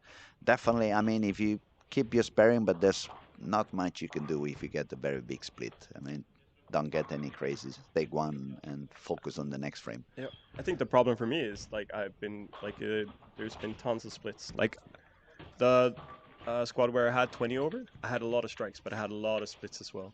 It feels like when you miss it a bit at the bottom, you miss weight like a bit too much to the right, you get a 210, and then it's hard to make the spare, obviously. So yeah. Yeah, the lanes are really demanding. They really leave you pretty much out of room, especially when as the squad goes on and the games go on. Yep. You can see how people goes deeper and deeper. But then if you send it out, we have seen so many people taking the 3 in the corner. Some of them even taking just the 6 and the 9. Yes. And on the other hand, then you miss a little bit in, you grip it a little bit more, and the ball's gonna start reading way too early, cross the lane into the left side. So quite demanding, quite demanding. Yeah, I think you can have some misroom in, but then you can't grab it because then you're that's a no-go. You have to be very gentle with the ball. I feel like a lot of touch, then you get some misroom. So carrying nice on after Nora, we had Jan Olati with 824, Matthias Wettenberg 823, Carl Walgreen 808. So that makes it 10 bowlers above par on this squad. Pretty much similar numbers to what I've been seeing during the week. At the beginning, it's always 16, 17 above par. It drops down a little bit after game 2, and it starts dropping down after game 3 and game 4. But let's follow the action. Let's see what people is doing. Ryan Barnes on lane 1 and 2. He shot 267. So now he's got 1,052. Yep. They are way ahead on this game compared to some other lanes like 15 and 16. They are just starting the 6th frame. Yeah, yep. That's Actually, on 15 and 16, we have Nora Johansson, we have Carl Walgren, and we find both Elisa Hiltonen, which at the beginning she was doing okay. She started with 229, but then she had games of, hold on a second, there we go, 183, 178, 192. So not a very particular low game, no. but not any over par. And that is what one of the things I've been seeing over and over again with the girls. They manage to survive pretty good on fresh, but Then it's then harder. Yeah. as soon as they need to move deeper, they find all that traffic that the guys have been creating, and it becomes super tough. They cannot move out because there's a tricky area as well. So it becomes very tough for them, and it's very difficult to decide what do I do. Do I need to jump all of a sudden 20 boards to the left and 10 on Yep. the arrows? And probably that's what would work Yep. better for them. But it's very hard to, when you are on the lane, it's easy to say it from back here. But when you are on the lanes to make such a big move, it becomes not easy. If we look at 17, 18, that's what Pepe is actually doing now. She's She's way staying inside. Yeah. in front of the ball return. She's got a double. She's going to try to get the strike on the 10th. See if she can save the par on this game. Yeah, that was like 27 on the arrows. She probably missed a little bit in. But a 9 spare, at least she's gonna save a 180 game, so it's gonna drop down 20 pins from 62 to 40 over, 40 something over. Still okay to make it into the girls' gateway at the moment. Yep. Man, Viscosi, we will see, we will see. Some action also on lane 3 and 4. We I have said Dan. Yeah. yeah, Dan Harding's got the front 7. I don't. He has before this game is 774. So Yeah, he needs a big one. he had the 152 on game 3, but Yeah. also if he makes a few more strikes and he makes a 280 game, Yep. we are on game 5. He struck again. Tripped the 4-pin. Nice. He's also a new addition to our team. Yata is going to play with us this year. I'm super excited about him. Oh, that's He's cool. Young, talented kid.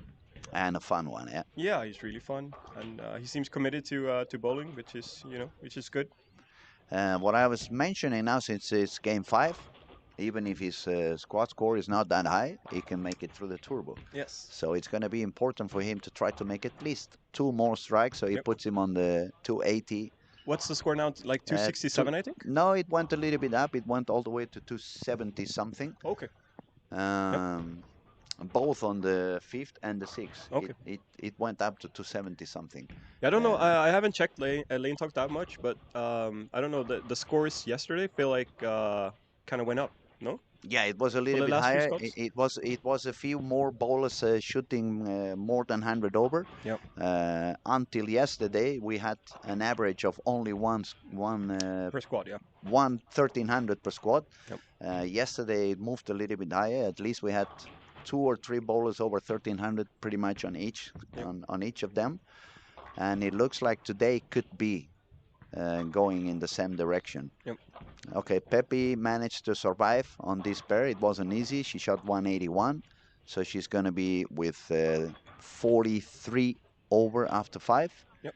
And this last game is going to be very, very important for her. She really needs to make at least 200 or even a little bit more if possible. Yeah, that would be good. Yeah. 2-0, 210. Yeah. Split for Dan on the 9th frame. That's not going to be happy. Even if his Spurs is going to be 276 striking out, I'm not sure that's going to be enough. I don't remember exactly, but as soon as we have the technician back, we're going to find out what was the exact score on the turbos 5 and 6. Yep. Let's have a look. Nora, 11, 15 and 16. Spare, strike, spare, spare, triple. Shows she's also in there. She's 26 over after 4. And on this game, she's above par. So yeah, she's going to catch Pepe. Yeah, she looks like she's going to go ahead of her, yeah. Yeah. Ronnie Leskinen, 17, 18. It's 180, so it drops down to 1,021. Harding can strike out for 76 276. Yes, because that's he why made the spare. we have to see what's the turbo to see if it's enough to overcome whatever the turbo is. I think remember one of them was 275, but now I'm not sure if it was the fifth Maybe I can check on my phone. or the sixth one. Now I want to try to find Tommaso, the guy from Italy who is the current leader for this squad. I have not seen him. Tommaso. Okay, he made a 200, exactly 200. He's sitting with 11 and 32 after 5. So he's still quite okay, quite a good score. Yep. Now I'm gonna have to find Juho from Finland. See, where is Let's see. Juho? 277 is the fifth one, so we can't Two make it. seven now, Yeah, so it's not sadly. gonna work for him. No, that six count was, you know, too expensive. Okay, lanes 11 and 12. There is our number 2 on the squad, Juho Buppola. He's got a couple of open frames, but he made a strike on the 8th. If he strikes out, it's still going to make 202. And as I've been saying during the day, if you find a bad pair and you manage to survive with the par, That's good. that That's good. is very good news indeed. Thomas Kaiko, not so happy with that last shot. He missed a little bit outside, did not hit the headpin. Nora saving a very important spur for her. It was not an easy one, 3, 6, 10, and the 9 behind. Yep. But she managed to survive it. She's 14 over so far this game. Over par.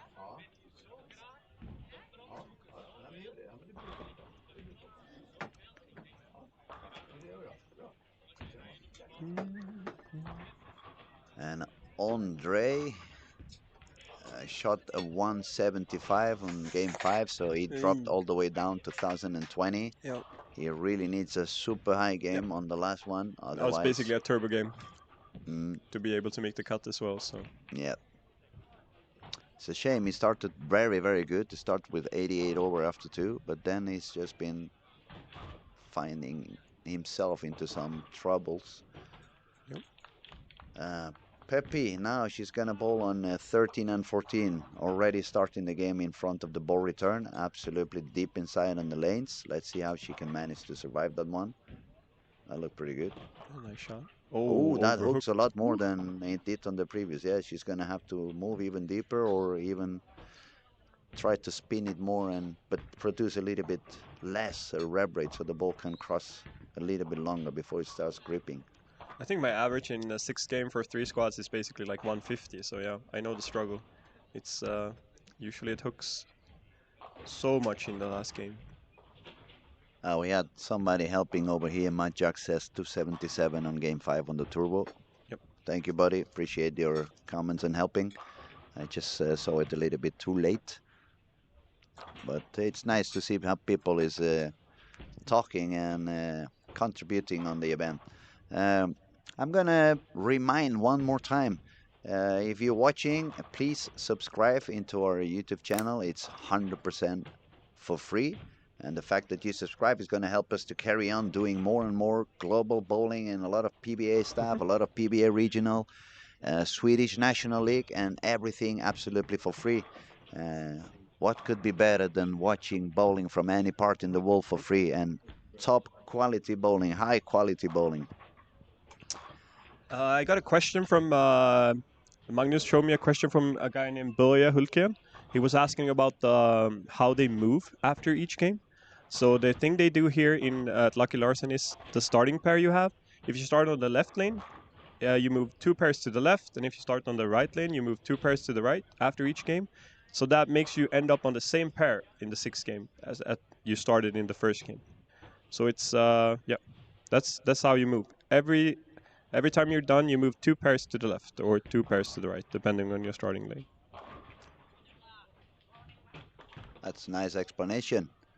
Now, Yuhu in 11 and 12. Is he going to manage to survive that one? He had a couple of open frames. Now he's got a triple. He's already on the 10th frame. He's going to shoot the number 11, try to make another strike, try to save the par. It's pretty important for him. He was shooting 104 over after 4. He wants to try to survive this one no matter what and give himself a chance to do 220 or maybe 230 on the sixth game and make it into the final, make it into the cut, which is probably going to be somewhere around 120 over. We'll have to see. A very good shot. That was pretty strong performance on that 11th frame. That's Yep. a good strike. He's going to have the 200. So 100 over for 5. It's going to be really, really good. Now, Nora, she made strike on the 9th, giving herself a chance to strike out for a 234 game. That would put her with 60 over, and that would be a very, very high Yeah, huge frame coming up. scoring pace for the ladies division. That would put her up there for sure. Yep. Keiko also has a if he strikes out, he has 48 over, I think. 48 over makes him, then he has a chance to get to the cut. I don't know what people are. What's the estimation for the cut now? Do we know? We have been saying many different numbers. At the beginning of the week, I said 150 over, but that was squad number 1. Yeah. Robert Anderson was sitting here with us. He said about 130 over.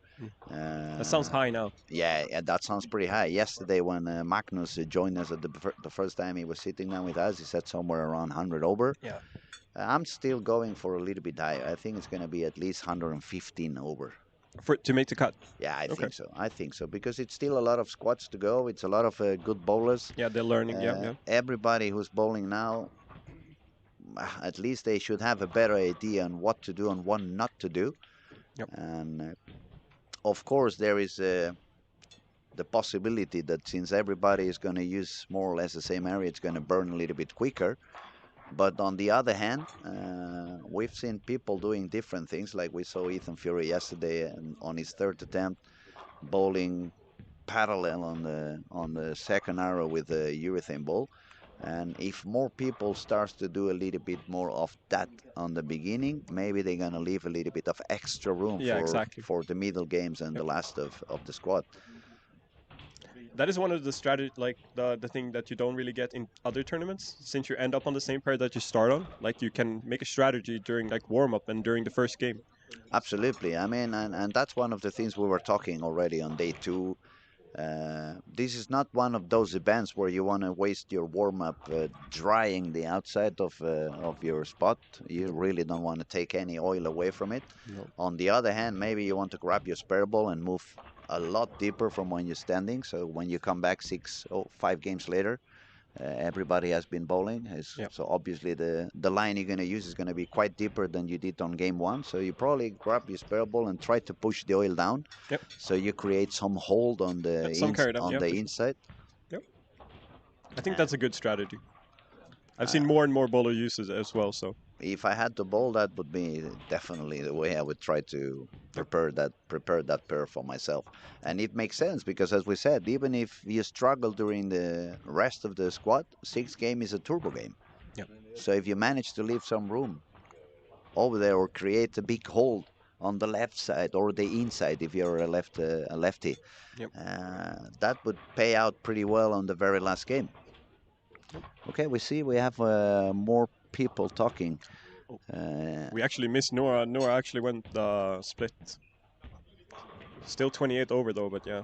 that was a big frame. Not a good one on the 10th frame. So we have Jimmy Bones, the 3rd, says, call me surprised that Keiko's pair is the last one on every game. I don't think I can comment on this officially. Sorry.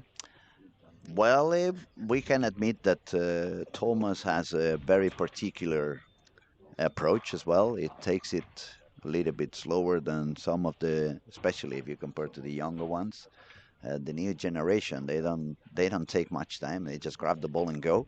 Yep. But we always had bowlers that took a little bit longer, and it's the way it is. As long as they don't take too long and they don't really overdo, it's fine. Yeah, there's rules to follow and stuff. Yeah. Yep.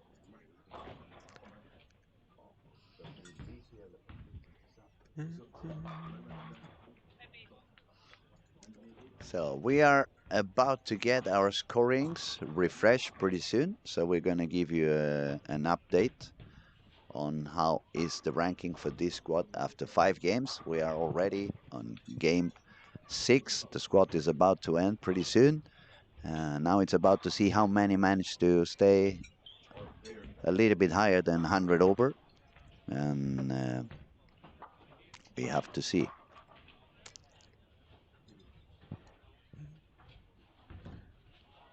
Yeah, we have 2 people going into the last game that is over 100 over, right?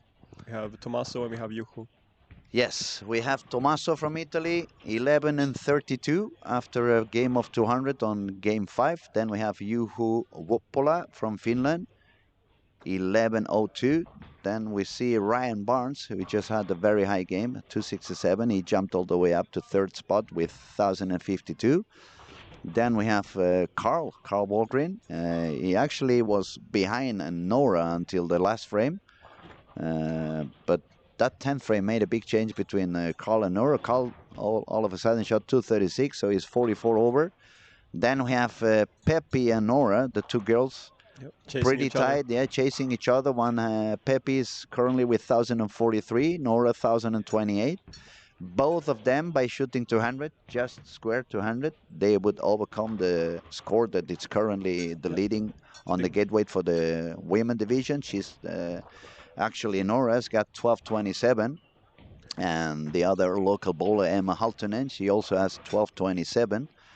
So it's going to be interesting to follow their action on this last game. Pepe was definitely bowling quite deep inside, and we can see Nora also in front of the ball return. They are bowling side by side. Nora is on 11 and 12, and Pepe is on 13 and 14. So they are going to be chasing each other even more. Nora starting with a split.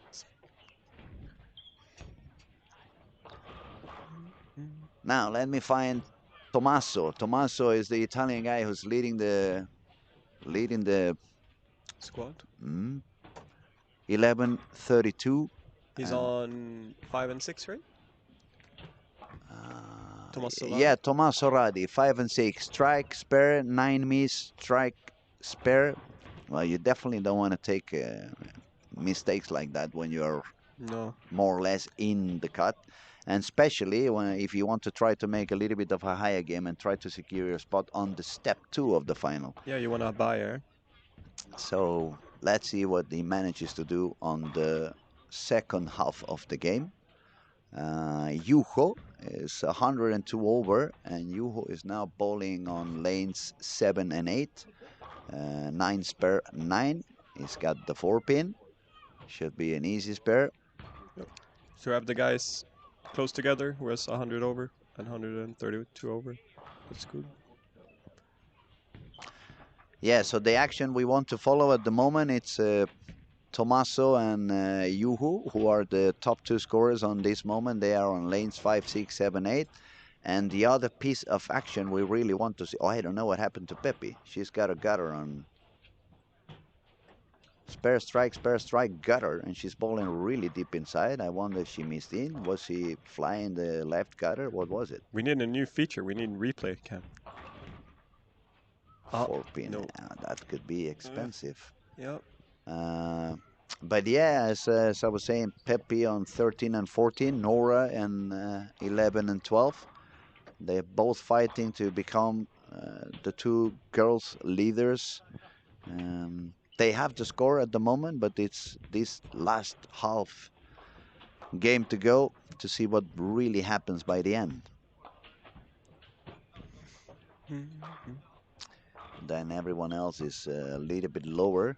It's not looking like they're gonna have enough to make it on the overall. No, and I think like Ryan, who is third, like even if he shoots 300, he still has a higher score than this, right? Yeah, I think he has 1370 or something. Yeah, so we're gonna see if anybody starts striking a lot and try to do the turbo, which it doesn't look. I don't see anybody going for the 280. No.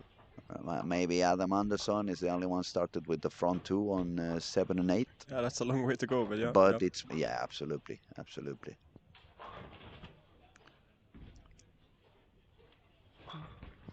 So again, if I look at the ranks, we see a little bit of what we have been seeing those last couple of days. You see games of 220, followed by games of 150, games of 240, followed by games of 170. Yep. and all the way around, bowling 150, and then all of a sudden 220, 240. So it proves what we have been explaining during the week. It's a lot of traffic on the lanes, a lot of people approaching in different manners, and when you change into the next pair, it's a little bit of let's see what am I gonna find now. Let's see what they did with this pair before I got there. Yep. And it's not always easy to overcome whatever you find on that traffic. Yep. And I can obviously only like speak for myself and my own bowling, but I feel like you have to have higher speed most of the time, and Mm. having higher speed without grabbing the ball is kind of hard. It's one of the hardest things in bowling. So even if you get the speed up, but if you grab it, you're like it's gone. I It's gonna think it's hook so early. So especially difficult for two-handers. yeah, I mean, one-handers, especially back in the day, old school, we had a few tricks we could pull off our head. For example, you could put an extra tape on the thumb, so you make sure the thumb gets a little bit sticky, and all of a sudden you get a lot less yep, rep rate. yep, Another thing that's very easy to do is just weaken up your wrist and not try to be under the ball, but just be on the top of the ball. yep, As when you have the thumb inside, it's very easy to do that. Um, you can also spin the ball a lot more. Just make sure it slides on the lane and goes a lot longer. So it's quite a few tricks that we could do as one-handed. Another thing you could do is move your approach a little bit backwards and create a higher swing to get a bit more of speed.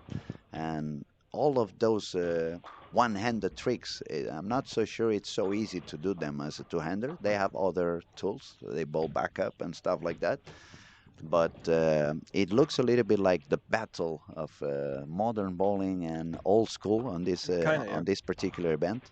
Yeah, but even as a one-hander, like the thing that we've been doing a lot of, like especially in Europe and Sweden, like with the urethane and stuff, is Oh you yeah, just grab it, like grab it and grab it grab and it and grab it. grab it. So yeah, you're not really used to like being nice at the ball.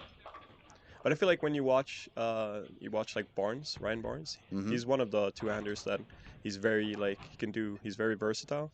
Like he actually when he comes here, he's very nice at the ball, even though he's a two-hander, which is Yeah, nice to see that people like, yeah, they're learning as well. when he did his highest score, that was I was asking him on the interview, what did you change? What did you manage to do better? And he exactly said that I was a lot weaker on my Yeah, wrist. I yep, tried to produce a little bit yep, less of a rep rate.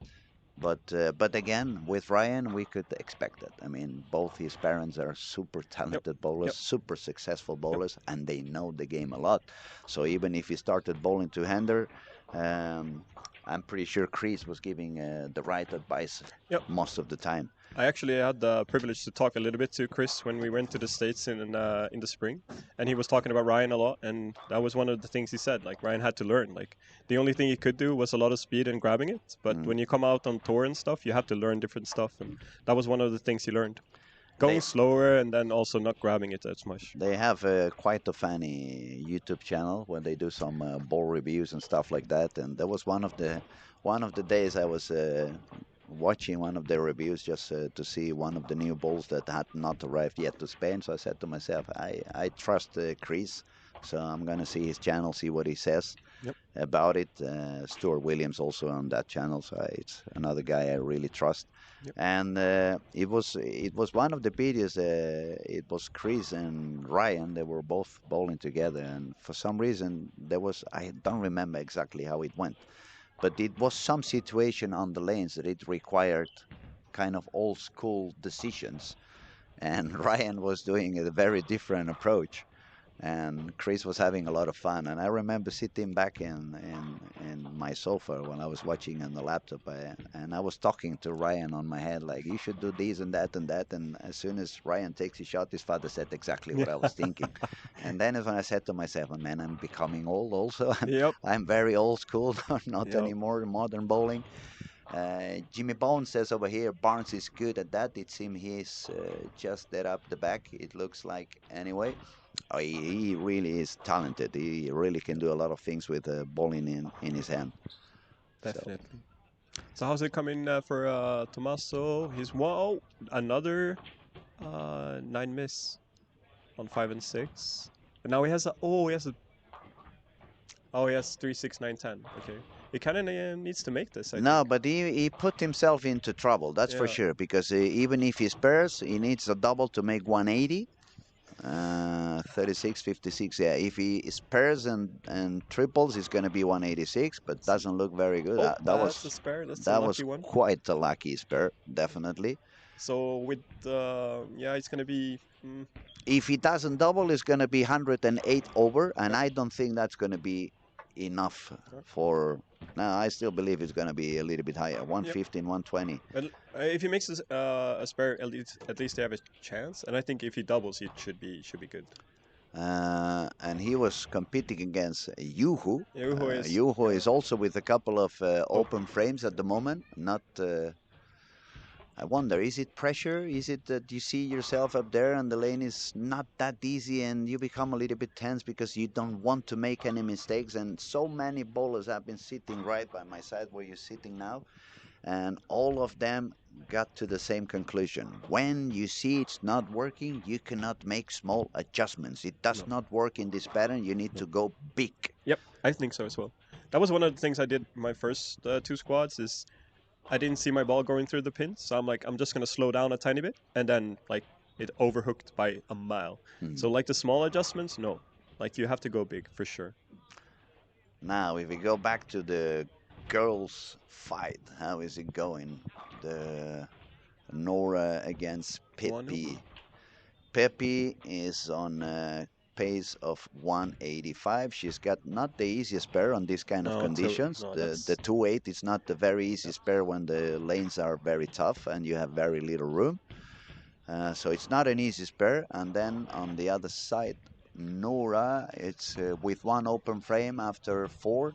Yep. She's gonna bowl on 12. I think Nora needs she needs a couple of strikes to make up ground now. If she's gonna make it, come on, take it. Oh, yeah, She got the 10 pin now. That's yeah. good. Now let's see if Pepe manages to spare. Not many times you see the 2-8 spare that far left, right? No. Ah, she makes it. She Nice. made it Well done. perfectly. Yeah, very, very well done. Tommaso is also coming up now on lane 5. Big shot here. A very important shot for him. Yeah. He needs to make sure he tries to double so he can put his score a little bit higher, leave it on 118 over, which could be very, very tight to the right See. ones. No, Oh no, that's no, a no, split. no, no, That's no, no. force. Oh, That is really gonna get him 46-7. out of the final. That is really a low game for him. It's gonna be a 160 game. He's gonna drop down to 1290. If he takes out 2, that's 87. Ay, ay, ay, ay, ay.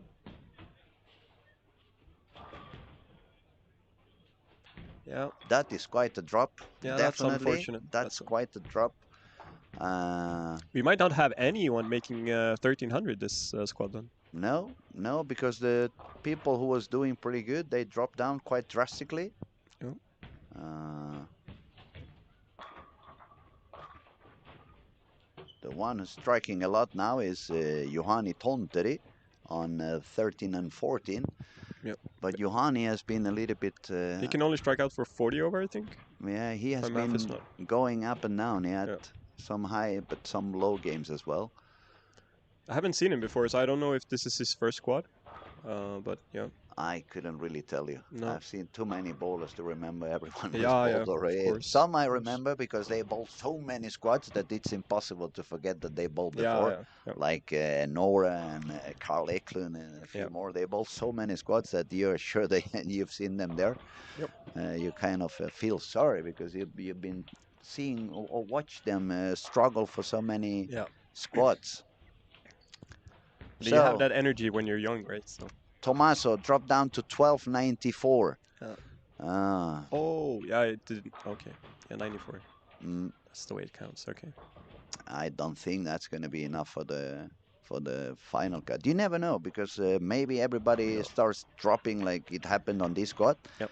and then the cut ends up going even lower than our Yep. predictions at the moment. But I think that's going to be a little bit short.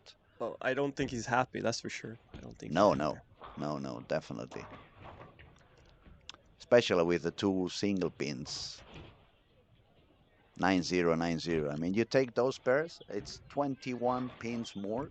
Pepe. Okay, she only leaves the one pin. Okay, that's a special one. If she makes this, she has 28, so that puts her one pin ahead of. One pin ahead of yeah. Emma Haltunen And Nora as well. and Nora's score until this game, because Nora, she's just made a double. Yep. She's still alive. She's 28 over after five. Yep. So she's basically in the same ballpark. Yep. 5 frames to go for her. And now I'm wondering who's going to be the leader of the squad. Is it going to be Tommaso, which is not going to be very happy to get an interview after this she last made game? it. Peppy made it, so 28. 28 over for That's Peppy. a big spare. That's the new top score in the girls division at the moment. Yep. And now everything is in the hands of Juho with 3 open frames. But if he strikes out, he's going to make 203. That would mean a 1305 total score. Yep. He's the only one, right? Who can make He's it the now? only one who can reach 1300. I still believe 1305 is not going to be enough. But better that than nothing. So try to strike out, try to secure as many pins as you can. Or struck again. So that's a triple. Nice.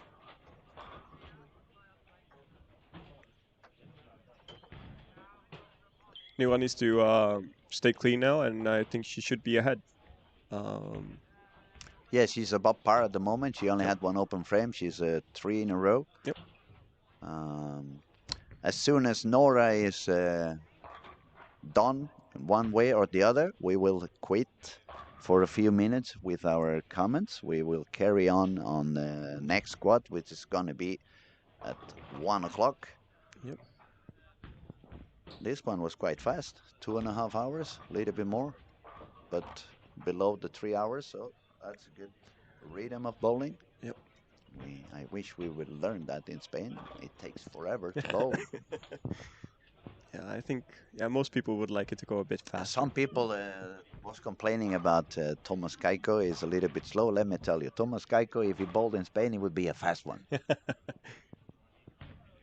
Now you're gonna ask me, why do they think so much? I don't know. Yep. Especially when they think so much and they never hit the pocket. It's like, what were you thinking? I think for me, like when it comes to systems and stuff, like the double jump system they use on PBA, that's perfect because then it's, when it's your turn to bowl, everybody looks at you if you don't bowl. They're like, it's your turn, go ahead. Yeah, so, go ahead, carry on. It's just a system that works, in my opinion. So. Don't break the rhythm. No. Okay, not many high games, definitely. No. The highest one we have seen on so far, it's Juhani Tontari with 259, not enough for the turbo. Nope. And it has been, again, one of those days that after 3 games, it looks like 3 or 4 people can shoot like 120 over or a little bit more. Yeah, but then it kind of goes away. But then the transition knocks on the door and, hello, here I am. I'm going to make your life harder. I'm going to make your life very difficult. I'm going to disappoint you. And here we go again. Yeah, same thing if you watch like Carl, obviously also from Yata. He shoots 236, he swaps pairs, and now he's shooting 160, 170 last game. So yeah, transition for sure. And a very different traffic on every pair. It's killing everybody. It makes it very hard. Even if you try to do some proper strategy during the warm-up. I mean, when you come back to that pair, it's 5 games later, and since the lanes are breaking up quite quickly, there may remain nothing at all for you to survive on. That's a 9 count. That's good. Yeah, that's a good 9 for Nora. Yep. And I think for this center as well, because we play matches here, we always play on 13 to 20. And usually, like, the other side of the bowling alley is only for, like, when people come here. Recreational. Exactly. So I think that's also going to make a big difference. And Lucky Larsen is the only tournament that we have that, Usually bowls all the bowling center, right? Yeah. Okay, we're just gonna make a quick reminder of some of the scores that we had to pay attention to. It was Peppi Consteri. She managed to shoot 1228. Yep. Games of 278, 168, 194, 222, 181, 185. So she survived a little bit Not the best, not as good as she probably wanted to go on the last couple of games. Yep. But She's going to be in the gateway regardless. Even if Nora exactly. beats her, she's going to be the So second one. 12:28, at least for the moment, it's going to put her into the final as a actually current leader on the girls division until Nora ends her game. She's got 2 frames to go. Yep. But Nora also has the chance to strike out and to do a 226 game. That would really become a jump for 1250. Let's see what she can do on frame number 9. Go through. Yes. Oh, Are you kidding me? okay, Okay. that was unbelievable. I don't even know what pin that was. I think it was the 9 Oh, okay. started to move a little bit forward. It was like one of those spinning 9s move forward. Yep. That would have been quite shocking. Yeah, and that's not what you need when you need a strike.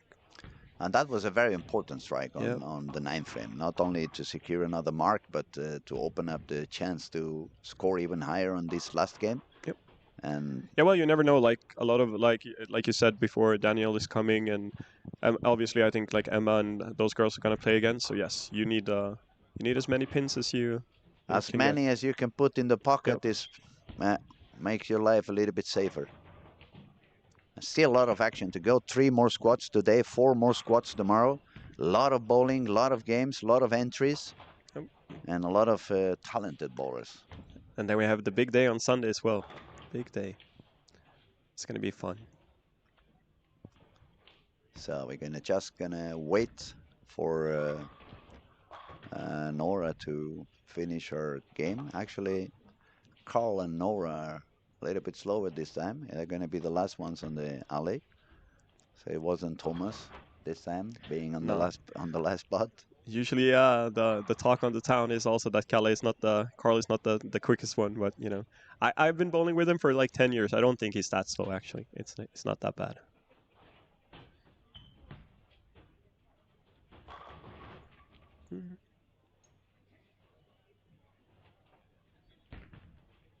Is that a?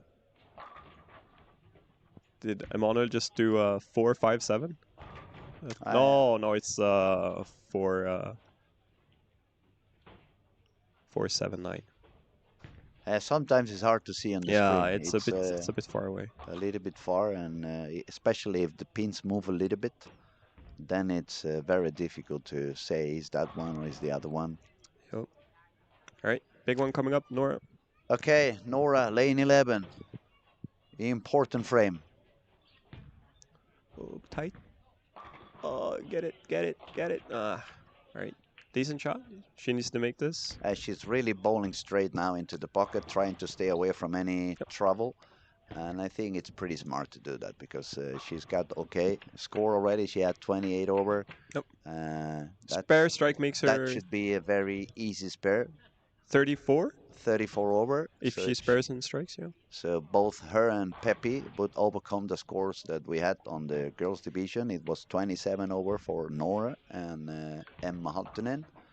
She makes the spare, nice. She gets the spare, so well she's already on 24 over, plus as many as she take on this 12 frame. Yep, no foul, and she should be good to overtake Pepe again.